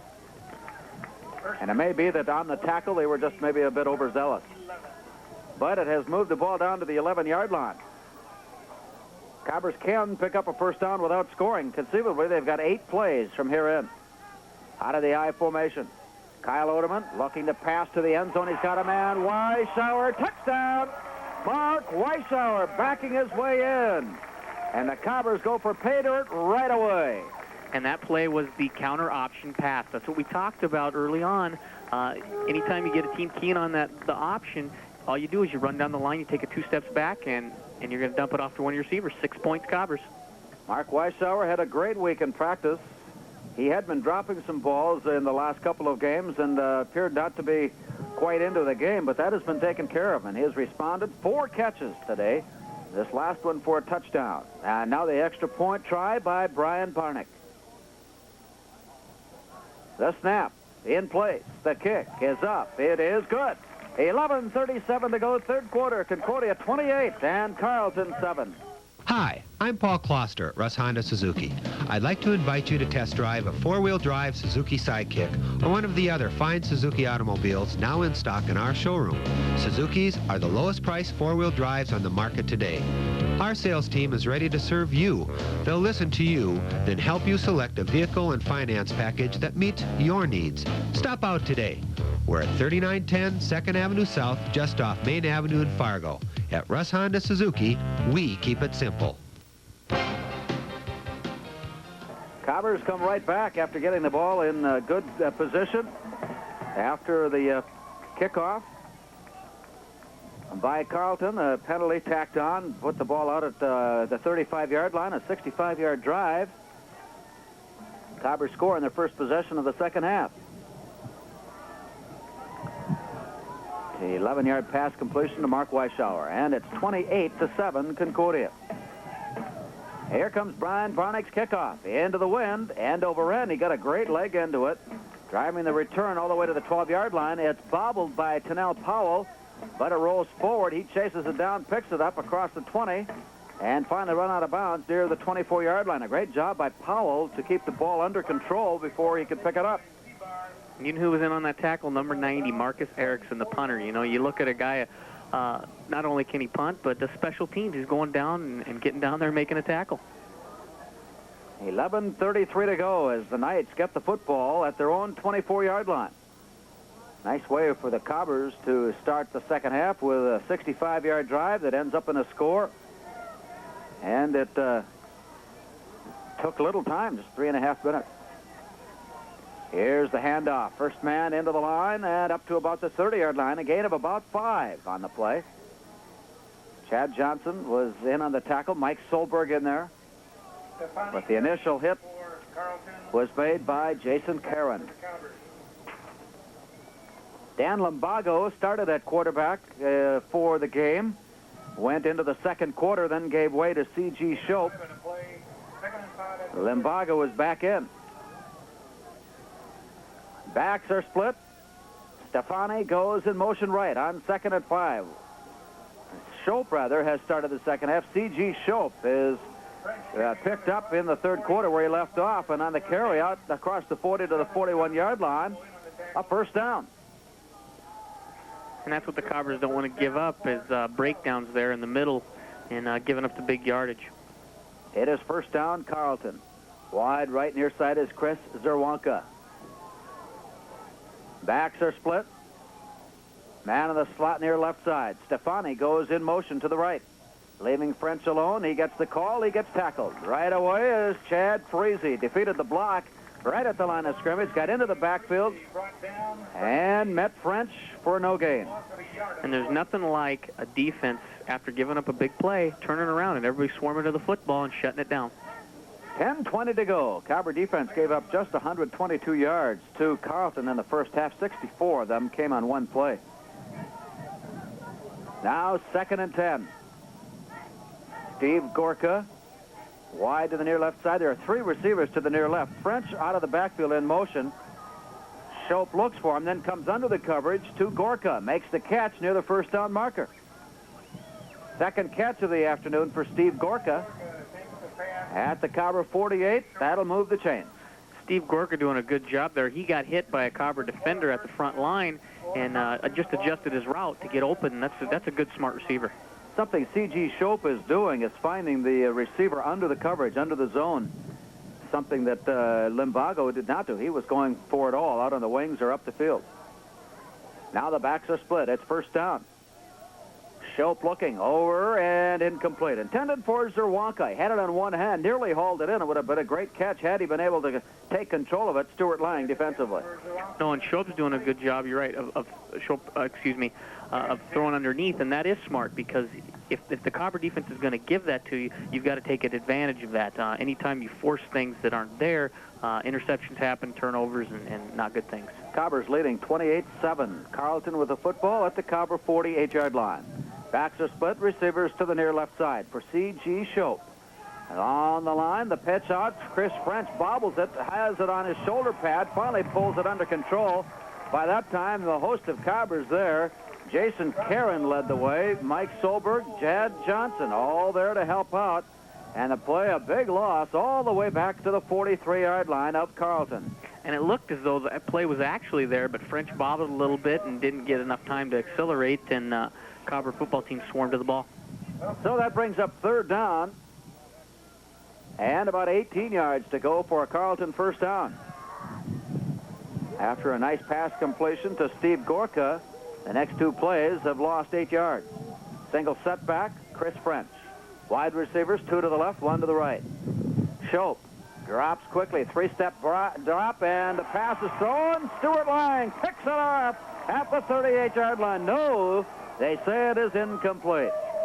The official on the backside of Stuart Lang somehow ruled that the ball had bounced to Lang, who was that close to having his 4th interception of the season. Of course, it looks good from up here, but when we're in the Bob Euchre seats up here, we don't get the best view. Oh, I saw it plain and clear. Sure you did. 8:51 remaining, and the ball will go to Concordia with a punt coming. Stuart Lang back at his 15-yard line to receive. Chris French averaged 36 yards in the first half. Now with the wind at his back, gets this one away, and they are not letting the Cobbers return. Oh, what a great kick by French. It hit the sideline and rolled up to the 10-yard line and out of bounds. It took an extra 10 yards right along the sideline. Should the Cobbers be able to put a concerted drive together here, it would go a long ways towards sealing up the win. Wide receiver to the left, Kyle Oderman. A little extra time at the line of scrimmage. Hands off. First man, Mike Halverson, busts his way across the 11 to about the 12-yard line. A gain of about 2 yards for the sophomore from Fargo South. Halverson going closer and closer to that 100-yard mark, and he might have exceeded it by now. We don't have the third quarter stats yet. Had 91 yards rushing at halftime. Second down, 9 yards to go for the Cobbers at their own 11-yard line. Langamo and McGee wide to the near right side. Kyle Oderman, hands off, up the middle. Dean Haugo is across the 20 and looks like he's got the first down at the 21-yard line. Again, that delay or a draw play to Dean Haugo, the tailback. Yep, the counter blast, and that works real good. Anytime, obviously, it gives Dean Haugo the option to decide which hole he wants to go in. He's so elusive, it gives him the opportunity to pick and choose, and being the running back he is, it's comfortable. So the chains move up, and it's first down Concordia. From their own 21-yard line, 8 minutes to go in the third quarter. McGee is wide left side, or Langamo is wide left side. As Oderman comes to the line, hands off left, and Dean Haugo goes off Noah Caron and Jay Boatman along the left side. Picks up a couple of yards, 2, maybe 3. Don't be surprised to see Dean Haugo break one big and get another 100-yard game. That's the kind of player he is. You know, he might carry the ball 20 times and have about 30 yards, and then it's that one play, he'll bust it for 70-something yards and open it up. A week ago, a 74-yard run at Gustavus. And in the second game of the conference season, ran 170 yards for the only score as the Cobbers beat Hamlin. It is 3rd and 8. Option, Kyle Oderman turns upfield. He has the first down, and he's on his way. He could go all the way. Taken, and Kyle Oderman. Kyle Oderman is in. Touchdown. A 76-yard run for Kyle Oderman. Well, the big play going for the Cobbers, but for a different guy. Kyle Oderman going 76 yards this time versus Dean Haugo. The time of the score at the 7:05 mark, and again the deceptive ball handling of Kyle Oderman make that play possible. Kyle Oderman did a great job of faking the pitch right before he broke up field, and there were some breakdowns on the Carleton, but also the Cobbers did a great job of going downfield and making some blocks. The receivers done a good job today. Here comes the extra point try. So the Cobbers with the ball twice here in the second half and have scored twice. Brian Barnick out of Eric Brechthold's hold. The kick is up. It's good. 7:05 to go in the third. Concordia 35 and Carleton 7. From Moscow, The incomparable Red Stars, Red Army Chorus, and Dance Ensemble. Loyal defenders of the new Russia. Over 125 artists, singers, dancers, soloists, and virtuoso instrumentalists. A spectacular for the entire family. Don't miss it. It's like 7. What a great afternoon for Kyle Oderman. His ball handling skills have opened up the Carleton defense for some big gains. And the Cobbers have responded to put some points on the board. And here comes Brian Barnick's kickoff.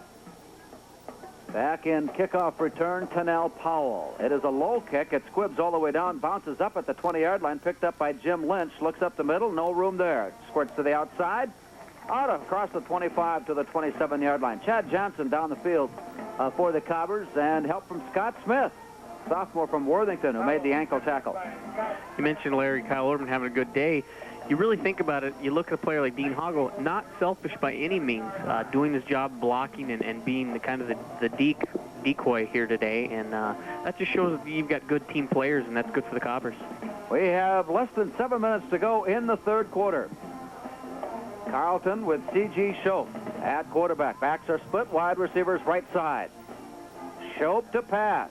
Looking over the middle, the pass is up, it is tipped and away. Chad Johnson dropped back from his linebacking spot. Tim Odland jumping up and down, thought he had a great chance for the interception, and it falls to the ground.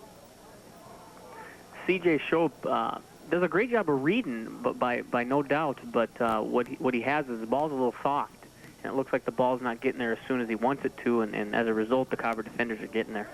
In 4 conference games, Limbago and Shope have combined for 142 pass attempts. And so they are not afraid to put the ball up on second down. Back on the ground now to try to soften up the Cobber defense. Chad Freese and Jason Karen making the tackle. Here comes Ryan Beachy trotting onto the field on 3rd and long. A nickelback situation. He replaces Mike Solberg. A gain of 3 yards, 3rd and 7 for the Knights at their own 30-yard line. That package that they've put in, the nickel package, has been real effective for the Cobbers this year. Ryan Beachy, being the good athlete he is, moving from quarterback to defensive back, that's been a big plus for the Cobbers. 6:23 and clock running in the third. The Knights taking a little extra time getting this play underway, still with time yet on the play clock. Now 10 seconds left as they come to the line. Wide receivers to the near left side. And Shope just does get the play off. Drops the pass, floats one up and over the top, and Ryan Beachy's playing center field. It just is off his fingertips. So on this drive, the Cobbers nearly have 2 interceptions. That was a great job of coach calling there as far as putting the nickel package in right that moment, and Ryan Beachy's there to get support. So the Knights will have to kick it away, unable to pick up a first down. Chris French is standing at his 16-yard line. Had a great kick the last time when he ran it up the sideline. It bounced at the 20 and rolled finally out of bounds at the 10. But the Cobbers came back and put together a 90-yard drive in 5 plays. Here's the snap. Cobbers with the rush, but the kick away. Stuart Lang goes back to the 26-yard line. Gets a wall of blockers. It breaks down, and he will go down at the 27. Well, Carleton, with good special teams play, has really shut down any kind of return game that the Cobbers had intended to have. The Cobbers there, what they had is they had the pump block on, so for Stuart Lang, he's kind of, quote, hung to dry. When he gets the ball out there, he doesn't have many guys downfield helping him out, and you're right, Carleton did a great job of pursuing downfield and getting to him. Cobbers will have their third possession of the third quarter. They've scored their first 2 tries, advancing a 21-7 halftime lead to 35-7. And they will begin this drive at their own 28-yard line. Wide receivers, Sean McGee and Torrey Langham, wide left. The turn, the pitch out to Dean Haugo. The block out there by Mike Halverson, and Haugo gets to the outside. He's got a first down and more. 45 and 48-yard line. An 18-yard run for Dean Haugo.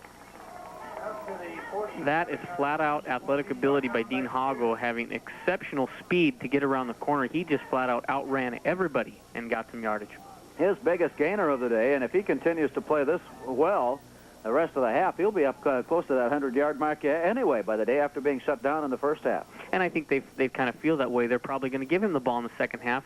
Offensive coordinator Brad Pohl said, hey, we want to keep the ball in his hands. Granted, everybody else has some success, but the kid's been working hard in the first half, doing a good job of being a decoy and blocking and doing those. He can get some more points here. There'll be 2 games in a row that some backup players got some good time in. Jason Burhow, a player that was expected and had been performing and really doing a great job for the Cobbers secondary this year. Of course, is the first player to be lost this campaign when he suffered a broken jaw during practice this past week. Brian Barnick, who played last week, and stepped in and has done the job again this week. But should he go down, then it becomes a question mark. Here is again Dean Haugo. He leaps over a would-be tackler across midfield and down at the 48-yard line. A gain of 4 yards for Haugo. Senior, 200 pounds from Waubun. Played his high school football for the Bombers. You can't complain when a guy like Dean Haugo does what he does in the first half, second half here, getting the ball. And guy looks like he's tackled in the backfield, and then he gains for 5 yards. He's just an amazing athlete. 2nd down and 7. Sean McGee goes wide left side for Kyle Oderman. 5 minutes to go in the third quarter. Out of the I formation, double tight ends, Merseth and Weishauer. Here's Haugo again. This time they're keyed on him, and they drop him short of the line of scrimmage. Dean Haugo never is tackled. He's stopped and slowed, but never fully tackled. And they stop the play after a loss of about a yard. And again, on that, the concern Jim talked about earlier is we want to make sure Halverson doing a little better job of blocking. In that situation, I don't know, you couldn't say he really missed his block. One went by him, and he picked up another, but that's something that they're concerned about. Now 3rd and 7 for the Cobbers. McGee and Langema wide left side. They have combined for 7 receptions in today's game. Offset, strong left. Oderman rolls that way. Double pumps and goes long. He overshoots McGee, and there's a flag behind the play. Sean McGee got tangled up with a defender. Al Steer is saying that the pass was overthrown, that he had no chance of catching the ball. I think the officials saw it differently. And I would have to agree with the official in this situation. If you've ever seen McGee run, he's got 4.5 speed. He looked like he was going to get to that ball, and the defender did the best job he could of acting to pretend that it wasn't a catchable pass, but as a result, he passed interference. Against Carleton, 1st down Concordia. This drive continues. They'll spot the ball at the Knight 39-yard line. Well, we mentioned earlier, the Cobbers, last time, providing no playoff games are played here on this Jay Christensen field this season, and it's the first time I can recall in long, if ever, I guess, that the Cobbers have not played a game on this field that it had been frozen at some point. And we just have not had that cold weather yet. 1st down at the Knight 39. And off on the draw. Dean Haugo, no place to go, is bounced along and finally down. Al Steer again with David Bjork, the linebacker, making the stop. I agree with you 100%. We haven't, obviously, this is kind of odd that we won't play a football game that's frozen, but, now they ditch into the dome. Fargo Dome has been really beneficial for the Cobbers. And late in the year, it helps. When it's cold, a lot of weird things happen, and if you play a good team in the dome, you're kind of on fair territory. 2nd down and 9 for Concordia. McGee and Torrey Langema wide left. 3:40 remaining in the third. Cobbers up 35-7. Here's the quick pitch out to Langema. Cuts inside, or to Dean Haugo, and he could be on his way. There he goes. Dean Haugo, 39-yard touchdown run.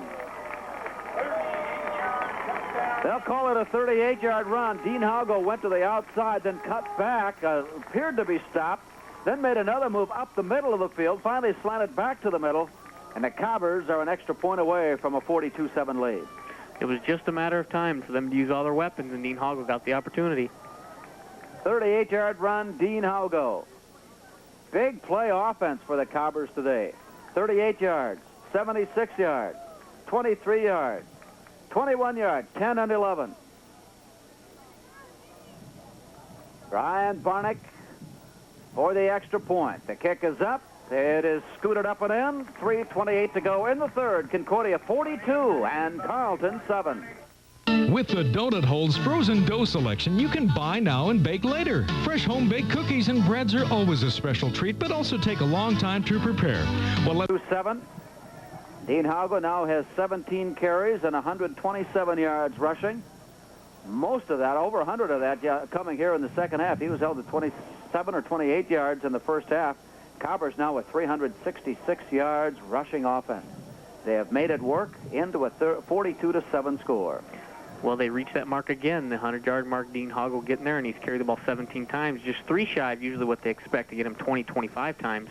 But the Cobbers used some other weapons here today. Complimented Kyle Oderman, 15 carries for 136 yards.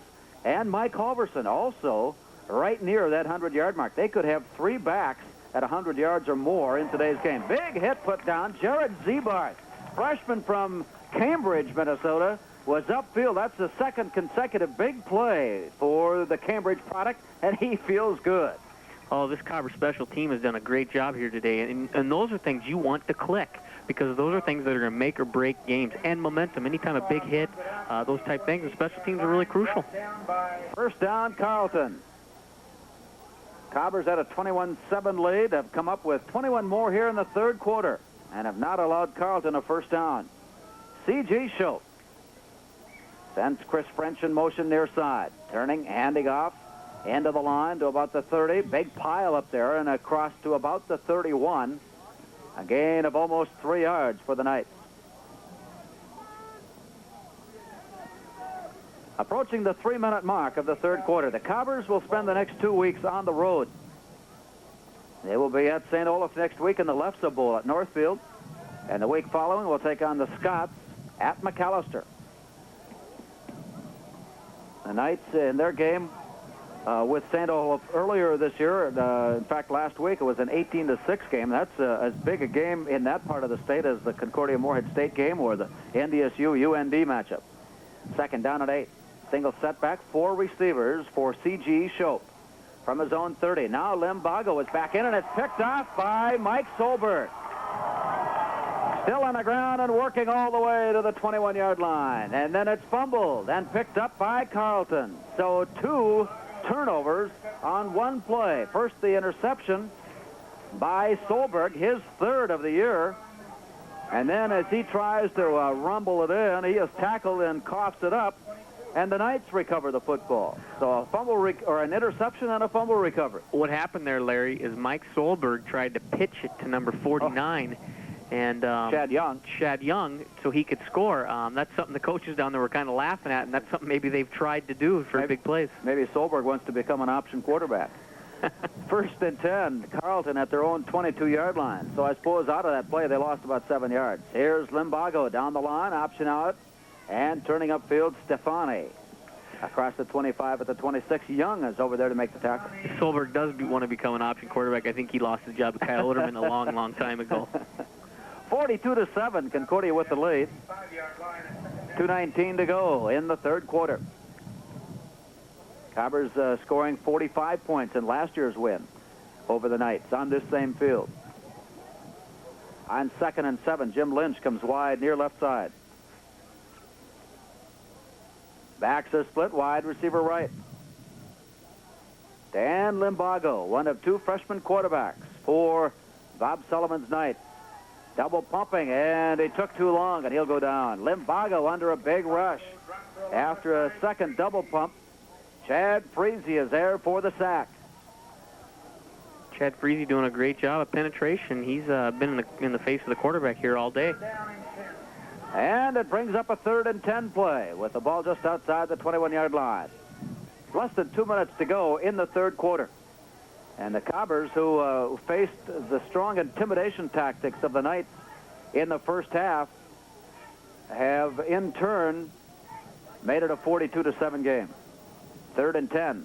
French in motion, right side. Limbago out of the back. He'll turn upfield with stop, but then turns up. He has a wide open field, and he is open field tackled by Tim Odland at the 28-yard line, and he prevented the first down. Good open field tackle by Tim Odland there, and that's just a great job of preventing a big play. That's good, what would you say, good technique. And that's the kind of play that seems to open up with a quarterback who is without protection in the backfield. They've got so many receivers out, it takes the secondary in every which direction, and there's usually some room in the underneath coverage. So again, punt formation for the Knights. Chris French will stand at his 14-yard line. The snap, the flag. Never gets underway, and we'll replay the down. This has stopped the clock. Illegal procedure with 54 seconds to go. Illegal procedure against Carleton. So they'll kick it from 5 yards deeper. Apparently someone along the line made a motion, and that'll put the ball. A light rain has begun to fall. It won't be of any consequence, really, except that the officials now with a towel are making sure the ball is dry. From the 23-yard line, the line of scrimmage, it is 4th and 9, as French drops back to the 9-yard line to kick it away. Cobbers again with the rush, and French, he'll turn it upfield himself and escapes one tackle, and he's got the first down. Still on the near side, the 40, the 45, and it wasn't a pretty run, but a very effective run, bringing it all the way out to the 48-yard line. That was not planned by Carleton by any means. The Cobbers had three guys in, would have blocked the punt. And French doing a great job of just tucking it in and saying, hey, I'll take it myself and hopefully get it, and he does. Mike Solberg was right there to make the block on the punt by Chris French. He was in a hurry. There was no doubt that punt would be blocked by Solberg. And French, rather than risking that, decided to turn upfield. And fortunately for the Knights, he had enough room, 27-yard gain, and a first down. Backs are split now for Limbago. Wide receiver to the right side. Looking right side and going deep, up over the top and overthrows Jim Lynch, who leaps for the ball, which was already out of bounds, and he flies near the track area. That brings the clock down to the 8-second mark. And Lynch was wide open at full speed down the field. If that pass would have been on target, that could have been a possible 6 points for Carleton. Sarwenko is back in as a wide receiver now on what likely will be the last play of the third quarter and the last time that the Knights will have the wind at their back. The impressive part about this second half is the Cobbers have done all of this scoring into the wind, and they've kept it not only on the ground, but they've thrown some passes, effective passes, for first down. Now 2nd and 10. Back split, wide receivers right side. A 360 turn and the pitch out. Stefani turns upfield. He's across midfield to the 49-yard line, and that will run out the clock of the third quarter. We'll go to the fourth quarter here at Jay Christensen with a score of Concordia 42 and Carleton 7. Choose from over 200 used models on clearance now. Something for everyone at Muscatel Dodge Jeep Eagle. On-the-spot financing available. Muscatel Dodge Jeep Eagle, 904 Center Avenue in Moorhead. They will not be undersold. Fargo Moorhead's radio home for Concordia, Cobbers, Sports, and NFL Sunday. 1280 AM, KVOX, Moorhead, Fargo.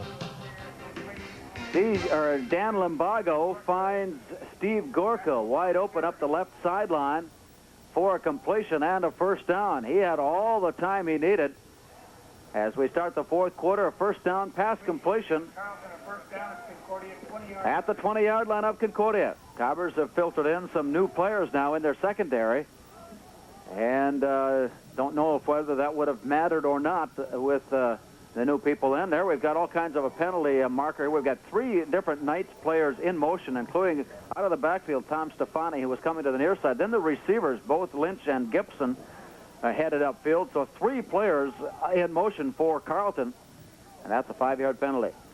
And the referee actually gave the offsides penalty towards the Cobbers. It wasn't. He made the mistake, and then he turned around and pointed the other way. 42-7, Concordia leading as we start the fourth quarter. Cobbers a 21-7 lead at halftime, scoring 3 times in the third on an 11-yard pass play to Mark Weishauer, a 76-yard run by Kyle Oderman, and a 38-yard run by Dean Haugo. Both Oderman and Haugo over 100 yards rushing on the day.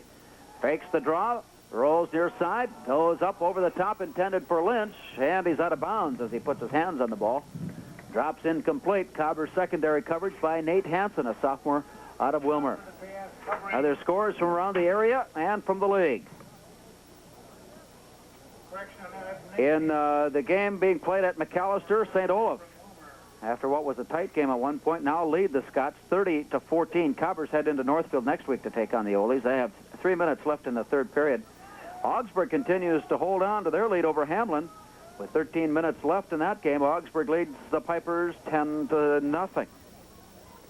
Here, the Knights on 2nd and 15. Limbago to pass. He's got his man wide open, and McDowell goes down at the 1-yard line. Ryan Beachy was there. He made the tackle, but Limbago is getting the coverage or getting the pass receptions to fall in now late in the game, and it'll be 1st and goal for the Knights. The first reception of the day for Brad McDowell, who came in as the Knights' leading receiver with 17 catches. Noah McDowell was wide open in that situation. It's about a 15-yard streak pattern, and hit him right on the button for a big game. First and goal inside the 1-yard line. Dan Limbago checks under center. Backs are split. Receivers to the near right side. Limbago will keep it himself and is into the end zone. Touchdown. Dan Limbago on a quarterback sneak puts the Knights on the board here at 13:37 of the fourth quarter. Well, the big pass plays set up by Limbago, and they marched right up the field and put on a score. The extra point try coming now. McDowell will stay on, and he will try the extra point out of a Aaron Koski hold.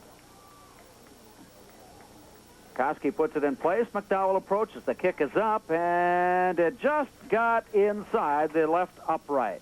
13:37 to go in the fourth. It's Concordia 42 and Carleton 14. They are members of the renowned Philharmonic Orchestra in Bergen, Norway. And now the Bergen Woodwind Quintet. 42-14. And as we work our way into the rest of the game, we want to send along our best wishes to Wade and Heather as they prepare for their big night tonight. Game time? I wanted to say game time. Wedding time, 7 o'clock. Wade will be leaving us now. He's got a big appointment ahead of him. Here's the kickoff. It comes down, and it's picked up by Torrey Langamo across the 30, the 35, and up near the 39-yard line. Cobbers will begin in great field position, and we'll see a whole host of new players coming in, led by Scott Eugene, the quarterback, sophomore from Lakeville, 6'4", 190. We began giving you the scores. Augsburg leading Hamlin 10-0. St. Olaf leads McAllister 30-14. Bethel leads St. Thomas 21-18. And St. John's is shutting out Gustavus 41-0. Out of the I formation, Mike Flynn is the fullback. The tailback is Rod Edlund. He is caught from behind and jersey tackled at the 42. He was one step away from making it a big play. Rod Edlund stopped at the 42-yard line. And so the Cobbers now have it 2nd and 8. 42-14. The Cobbers with the lead.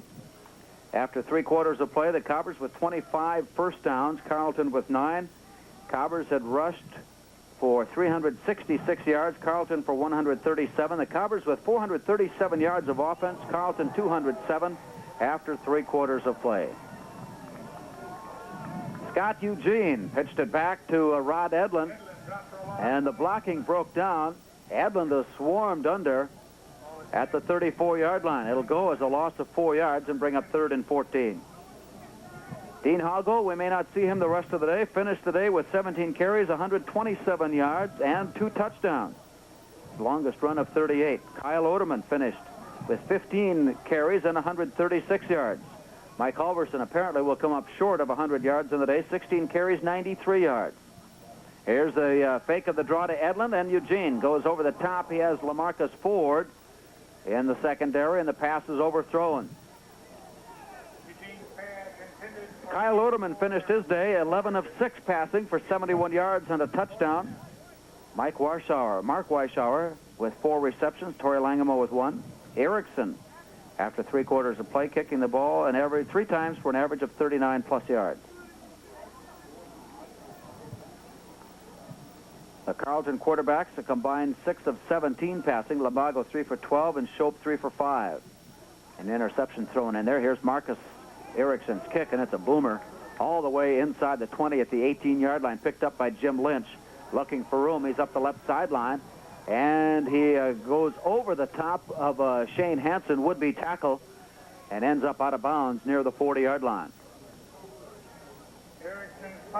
Despite what seemed to be a clear advantage to Concordia in possession of time in the 3rd quarter, there was just a 20-second difference. The Cobbers had the ball for 7:40, and the Knights had the ball 7:20. 12:08 to go. Here in the 4th quarter, Cobbers with a 42-14 lead as the Knights begin this drive at their own 35-yard line. Backs are split, wide receivers near right side. Limbago stays in at quarterback, handoff left side, and into the secondary. Stefani is on his way, the 40, the 30, the 20. He's got a second big touchdown run. 65 yards on this run by Tom Stefani. Good for a 65-yard run. He now, on 2 carries, has picked up 129 yards. He has been shut down the rest of the game. Well, what a remarkable day for Tom Stefani. 2 touchdown runs, one of 64, now of 65. And the Knights have come right back into this one. And don't forget, the Knights now are signaling for a timeout. They come to the line of scrimmage in what appeared to be an extra point try, and I wonder if they didn't have a lineman short. They were without one of the interior linemen and were forced to use a timeout. And so he's quickly onto the field now, and they'll go back into their huddle and regroup. 42-20 with the extra point try coming. Tom Stefani, 2 long touchdown runs today for the Knights. Koski will hold at the 10-yard line for Brad McDowell's kick. The placement, McDowell the approach, the kick is up and good. 11:58 to go in the 4th quarter. It's Concordia 42 and Carleton 21. Whether your ventures take you by land, air, or sea, consider Kwame Travel for all your travel needs. If you're planning travel for business or pleasure, domestic or international, Kwame Travel can get you there. Call Kwame Travel today for great service and prices on air travel, cruises, charters, group travel, hotel, and car rentals. Kwame Travel provides $100,000 flight insurance per person. Kwame Travel values you as a customer and takes pride in providing you with the best possible service. Call 236-9906 or 1-800-999-1586 for Kwame Travel. Our business is going places. Stefani has made it interesting for the Knights. Stefani with 2 touchdown runs now has 9 carries and 156 yards. That's not a bad average. And with 11:58 to go in the 4th quarter, it has become a 42-21 game. Still a 3 touchdown difference. Remember a couple of years ago, I think it was St. Thomas that came in here down and finally pulled the game out with a late touchdown of 44-43. An onside try by the Knights. The Cobbers are waiting for it. They have one of their sure-handed people up front, and it's hauled in by Chad Johnson, a junior from Litchfield, also a linebacker. We've got an offside on the return, and that will be declined by the Cobbers, and they'll take the ball. At onside try, Chad Johnson comes up with it at the 45-yard line. Cobbers will take that kind of field position at any time. Leading 42-21. Cobbers will have a first down at the Carleton 45-yard line. Torrey Langamo and Sean McGee are wide to the near side. Cobbers have gone back to their original backfield now with Mike Halverson in front of Dean Haugo. And Kyle Oderman will follow Halverson into the line and pick up about 4 yards at the 41. Well, the Knights taking advantage of the Cobbers' second unit and scoring quickly. And the Cobber second unit offense unable to do anything. And still early in the 4th quarter, Jim Christopherson felt, let's not let this game get away from us, and brings his first line back in. Mark Weishauer will be wide to the right side. McGee and Langamo wide near left. So perhaps Mike Halverson will have a chance at cracking through the 100-yard mark on the day. He gets the call here for a couple, and he's down at the 41. 2-yard gain for Halverson. It'll be 3rd down. Still about 6 yards to go for a Cobber first down. Kyle Oderman looks to the near sideline. 11 minutes to play. Cobbers up 42-21. Adjustments being made in the Cobber huddle. Halfway through the game clock, McGee will go wide to the right side, along with Torrey Langamo. The adjustment along the front line for Carleton as Oderman drops the pass, gets a key block, and rifles a pass out. And he makes the catch at the 30-yard line. Mark Weishauer somehow got his hands underneath the ball, and now a backside official who was a good 25 to 30 yards away from the play has ruled it incomplete. The official right in front of the play had called it a catch. The official on almost the far side of the field waved it off, saying that the ball had been trapped. And it will go as an incompletion and bring up 4th down. So the Cobbers will have to punt it away. 10:40 remaining. And the Knights will have a chance to get the football as Jim Lynch and T.J. Rognaswaite. Cobbers now will have to take a timeout. They had a shuffle of players, and they did not have all the right people in the right place at the right time. And so they've been forced to take a timeout. The Knights, just moments ago, found themselves in the same kind of confusion, and they were forced to take an early timeout. So with 10:40 to go in the 4th quarter, we've got a break with the score: Concordia 42 and Carleton 21. So it'll be brought out to the 20 on the touchback. 40-yard kick for Marcus Erickson. And it'll be 1st down for the Knights with 10:32 to go. They've scored the last 2 touchdowns, bringing it from a 42-7 game to 42-21. Wide receiver near side is Chris Zerwanka. Lone setback, 3 receivers. Now 4 receivers. Long count, back to pass. Lumbago flushed out of the pocket, squirts it out on the near side, has Zerwanka, and he makes the catch. And now a penalty flag from the back side of the play. Zerwanka high in the air on the near sideline, and the pass is called complete at the 34, right in front of the Cobber coaches. And penalties have come from the backside of the play. It is against Carleton, and that will nullify that play. Apparently it was an ineligible receiver upfield. And so the pass completion, controversial at best, will be nullified, and it'll be brought back and the penalty yardage marked away.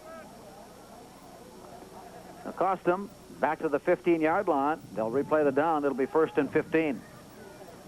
1st and 15 for the Knights at their own 15. 10:24 remaining. Carleton will be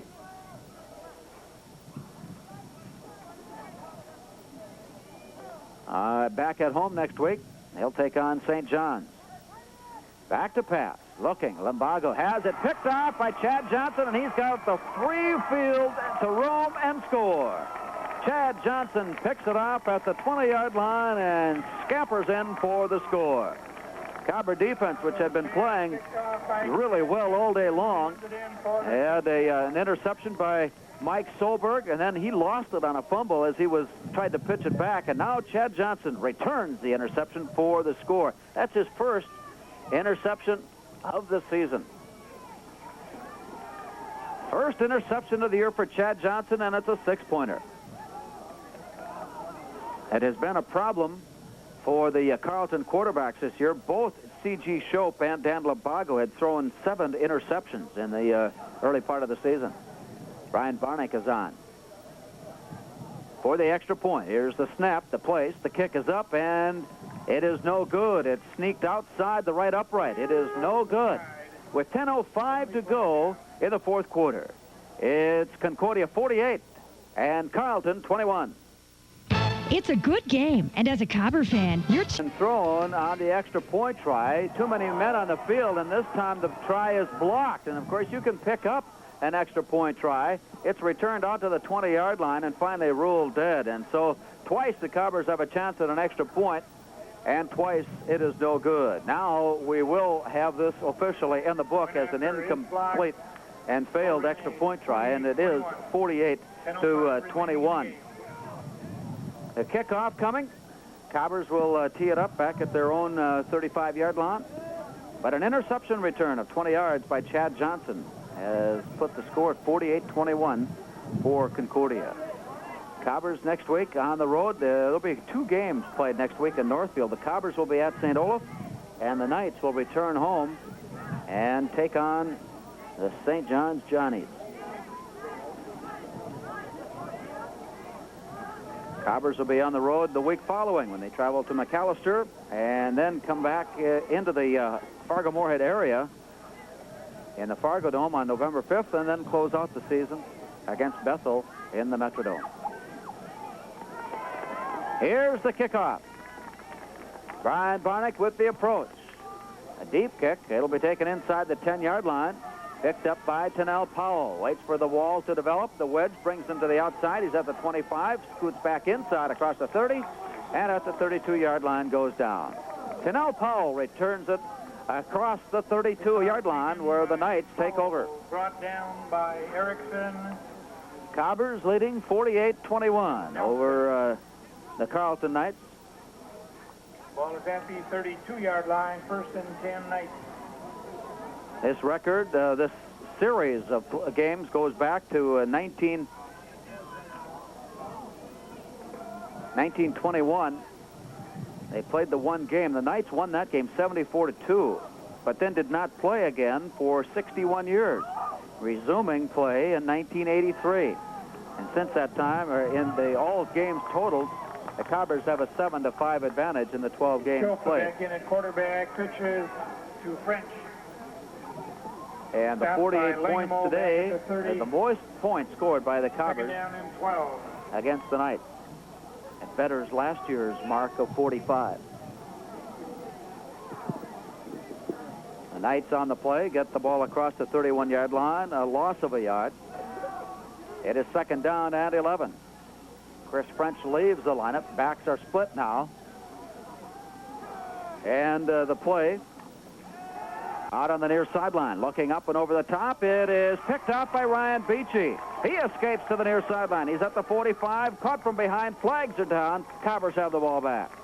Ryan Beachy, the nickelback, is up, and he makes his first interception. So 3 interceptions by the Cobbers secondary today. And now let's check out the penalties. This game started real emotional. And now in the 4th quarter, it has become emotional yet again. We have a block below the waist by the Cobbers on the return. Ryan Beachy's interception will stand, but the penalty yardage will bring it back across midfield and put it down at the 47-yard line. 47-yard line. 9:06 to go. 9:06 remaining in the 4th quarter. Cobbers have the ball in a 48-21 lead. LaMarcus Ford, freshman from Seattle, wide to the right side. With him in the slot is Eric Bechtold. From an I formation, Michael Flynn, the front man. Long count, Scott Eugene back at a quarterback, hands off to Flynn, and he's up near the 50-yard line. A 3-yard gain there. Flynn just short of the 50-yard Mike Flynn right at midfield, brought down by Peter Littlewood. A lot of underclassmen for this year's Knights team. Many freshmen with key roles and starting roles. And then a lot of sophomores also filling in. So a future looks bright, although it'll be a year of taking their bumps and bruises in 1994. LaMarcus Ford is wide to the right side on 2nd and 7. In the I formation for Scott Eugene. Here's the snap, first man through. About a yard, maybe 2, across the Carleton 49 to the 48-yard line. Flynn picks up 2 more yards. Mike Flynn. Peter Littlewood again in on the stop with help from David Bierk, an outside linebacker. Now Scott Eugene faces 3rd down. Still about 6 yards to go for the Cobbers inside the Carleton 49-yard line. LaMarcus Ford goes wide right. Scott Eugene, sophomore from Lakeville. Eric Bechtold in the slot to the right side, long count. And they fake the draw, and whistles blow, flags come down. There were still 9 seconds left on the play clock, so the Cobbers had gotten the play off in time, but not without illegal motion. A procedure call against the Cobbers will cost them 5 yards. 7:53 to go, about halfway through the 4th quarter. Cobbers scoring 3 touchdowns in the 3rd quarter, taking a 42-7 lead, but then the Knights came back with 2 straight. Before the Cobbers, Chad Johnson's interception makes it 48-21. LaMarcus Ford wide to the right side on 3rd and 10. Bechtold in the slot, Nathan Mercer, the tight end on the near side. Bechtold will come back in motion, then turn upfield as Scott Eugene in a pocket, flips it out to Flynn, who makes the catch, gets a big block. He's across the 40, then caught from behind. He was on his way, he had a lot of green grass, but was caught from behind by Peter Littlewood. Mike Flynn with the reception and a 1st down at the Carleton 30-yard line. 1st down, Concordia. Mike Flynn puts the ball down at the 31 and a Cobber 1st down. LaMarcus Ford wide to the right side. Scott Eugene will work his offense off the left hash mark. Rod Edlund is a tailback, and again the whistles blow and the flags come down. There was expected to be rain for this afternoon's game at some point. For most intents and purposes, it has stayed away. Every once in a while, we'll see a few drops come down, but the wind has continued to blow. It's been a strong wind throughout. And now with 7:14 to go, the Cobbers withstand another 5-yard penalty, a procedure call, breaks it 1st and 15. Scott Eugene sends receivers wide right side. The eye, offset, strong right, to pass. Eugene caught from behind and brought down. All the way through, Tommy Davis, a freshman, came in virtually untouched to bring Scott Eugene down at the 45-yard line. It'll be 2nd down and 20 yards to go now for a Cobber first down. 2nd and 23. 48-21, Cobbers with the lead.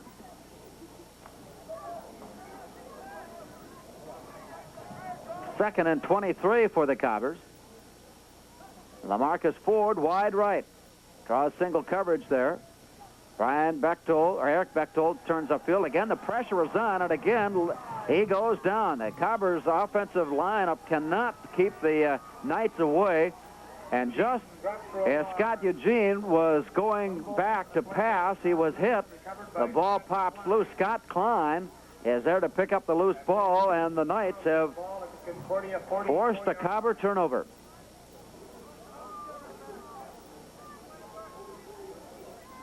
Picked up by the Knights at the 44-yard line. First down, Carlton.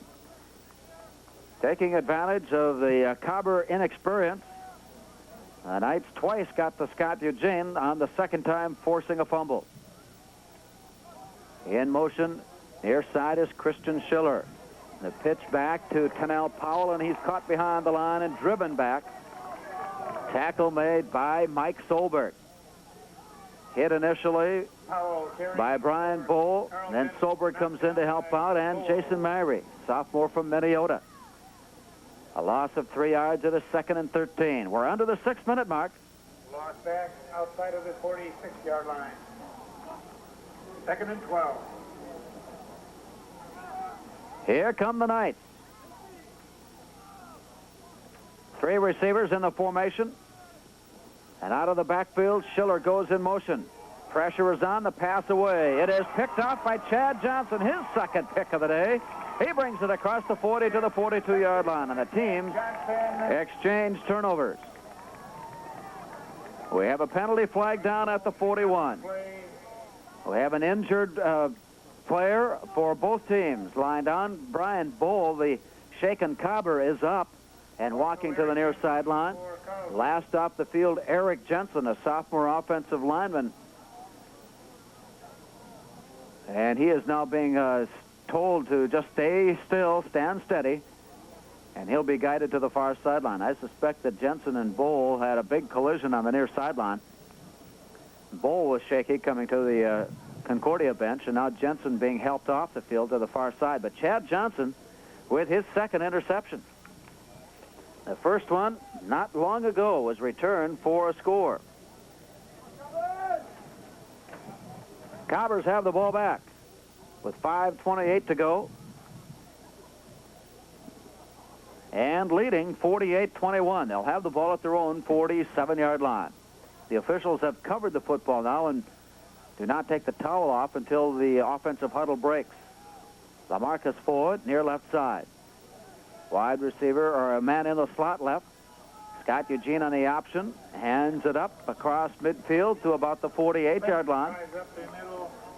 Mike Flynn again on the carry.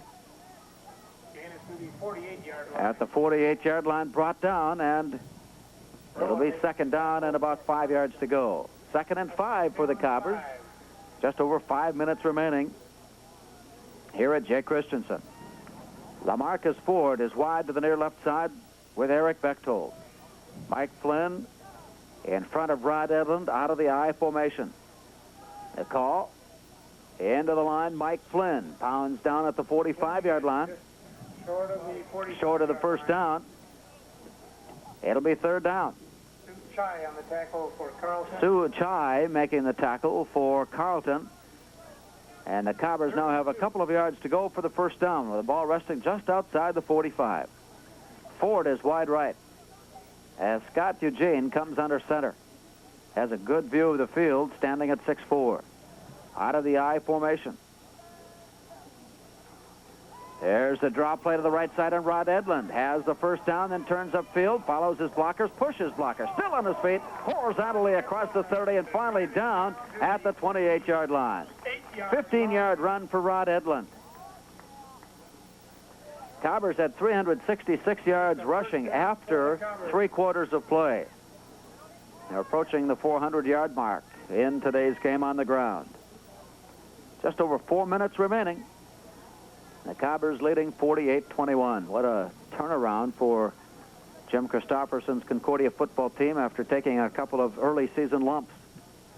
From the I, receivers wide left. Again, the draw play to Rod Edlund, and he squirts upfield. He's got 10, he's got 15, he's all the way down to the 10-yard line. Down to the 11-yard line. An 18-yard run for Rod Edlund sets up a first down play for the Cobbers just outside the 10. He'll have a little bit of room to pick up a first down without scoring. So Rod Edlund on a couple of carries has put the ball in scoring position for Concordia with 3:39 to go. Ford is wide right. Scott Eugene checks in under center. Nathan Merseth is the tight end on the near left. Backs are split now. As Eugene on the long count turns, hands off. Mike Flynn turning his way to about the 6-yard line. Down to the 5-yard line. 4-yard gain, a 5-yard gain. 4. And it's second down and still about 4 yards to go for a Cobber first down. Eric Halverson, a freshman from West Fargo, is in the offensive lineup. He's teamed up with Ryan Sigerud, another freshman from Hawley. A freshman, Tom Fox, is the left guard, and the left tackle is Boyd Christensen, a sophomore.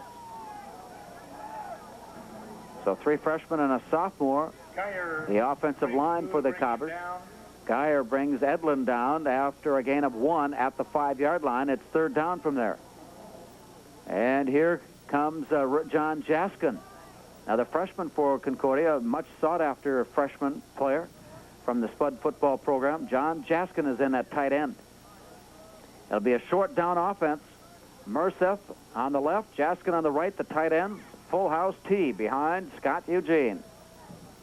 Turns and hands off the left side to Mike Flynn, and he backs his way to the 1-foot line. Oh, it looked from here, and you can hear from the crowd that they thought he had gotten in. He was backing his way along, but he did pick up a first down. That's all the margin he had was the length of the football, and he was able to put the ball down at that one spot.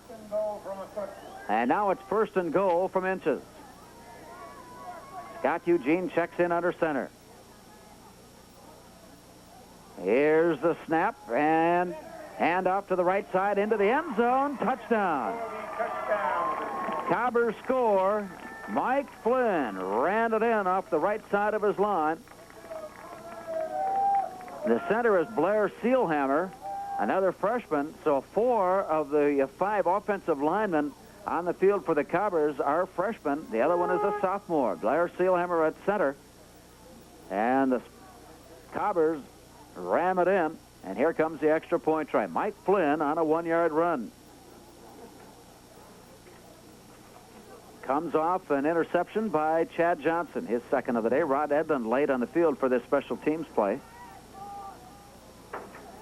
Here's the extra point try. It is up. It hits the upright and bounces through.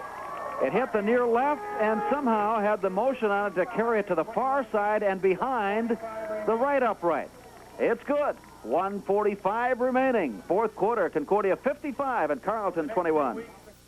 The Steen & Berg Company is Fargo Moorhead's oldest auto body repair shop with all of the newest equipment for today's sophisticated... 1:45 mark. The Cobbers take a 55-21 lead.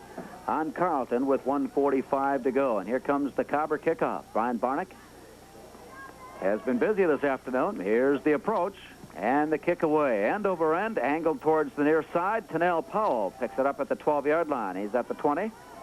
Shoulders passed at the 25 and out near the 27-yard line. Cobber's special teams down. Rob Wilcox, stopper from Minnetonka, in on the stop. So the Knights will begin from near their own 30-yard line with 1:45 to go. Score updates. Just a few blocks from here, 6.5 minutes remaining. And Moorhead State leads Minnesota Duluth 17-7. St. John's now leading Gustavus 47-7. Bethel and St. Thomas in a close one. Bethel a touchdown or a field goal advantage at 29-26. Augsburg has beaten Hamlin 17-7. Rolling out left side. The third quarterback for Carleton runs out of bounds at the 35-yard line. Well, that'll shake things up around the league. Augsburg has defeated Hamlin 17-7. Augsburg now goes to 3-2 on the year. Hamlin drops to 3-2. If Bethel should go on to win, they would be 3-2. If St. John's, it looks like they will end up beating Gustavus. They lead at 47-7. They'll go to 4-1 on the year. And the Cobbers, with this 55-21 advantage, looks like they'll go to 4-1 on the season. And so there will be just two teams left at the top of the heap, Concordia and St. John's at 4-1. And where have we ever seen that before? St. Olaf leads McAllister 36-25. St. Olaf is to hang on to that one. They would go to 2-3, and McAllister would remain winless in 5 games as the Cobbers head into St. Olaf next week for the Lefse Bowl. Final minute and plus remaining here. A third quarterback in, Aaron Koski. He has been the placement holder. Rolls near side. And looking. Lobs one over the top of the defense, and it is dropped. Incomplete at midfield. Cobbers secondary, John Knold, the sophomore from Minnesota, had his hands on the ball, but it drops away. Incomplete. It'll be second down and 10. Final score of interest. Augsburg 17, Hamlin 7. It is second down for Carleton at their own 40-yard line. 29, St. Thomas 26. And here come the Knights. St. John 47. Zerwanka is wide to the near right side, and along with Alex Sadowite, sophomore, back to pass. Koski looking and rolling and looking. Now he'll tuck it in. He'll keep it. Turns upfield. The ball is loose. It pops away and comes all the way to the Cobber 42-yard line. He was hit from behind, and it squirted a good 4 or 5 yards away, and it was right there for Nate Hansen. Sophomore from Wilmer, Nate Hansen, recovers the loose ball, and the Cobbers have it back at the 42-yard line. Covering on the fumble was Nate Hansen, sophomore cornerback from Wilmer. 58 seconds to go, and the Cobbers will bring their third quarterback in. Greg Nielsen, sophomore from Plentywood, Montana, 6'2", 185. He'll send Lamarcus Ford wide to the right side. Mike Flynn stays in front of Rod Edlund out of the I formation. Here's the snap, and Nielsen hands off to Mike Flynn, who gets across the 45 and finally down at the 46-yard line, a gain of 3, almost 4 yards for Mike Flynn. Sophomore quarterback from Plentywood, Montana. And the clock is running. 43 seconds to go. The rain beginning to come down a little heavier now with umbrellas out. And the stands showing the wetness. Ford is wide to the near left on 2nd and 7. Nielsen with Flynn and Edlund behind. A long count. And the play out is nearly picked off, but picked up by Rod Edlund. They're going to say then that the quarterback was under control and down at the 40-yard line. He kept looking for someone to pitch back to and got the ball off to Rod Edlund, who just managed to wrestle it away from Jay Warmuth. And that'll be the last play of the game. They'll let this one run down, and the Cobbers have won it. Cobbers have won it here at home at Jake Christensen Stadium. Our final score, Concordia 55 and Carleton 21. If your group is planning a trip, let Red River Trails provide all of the service you'll need to make it an experience to remember. The team has meet our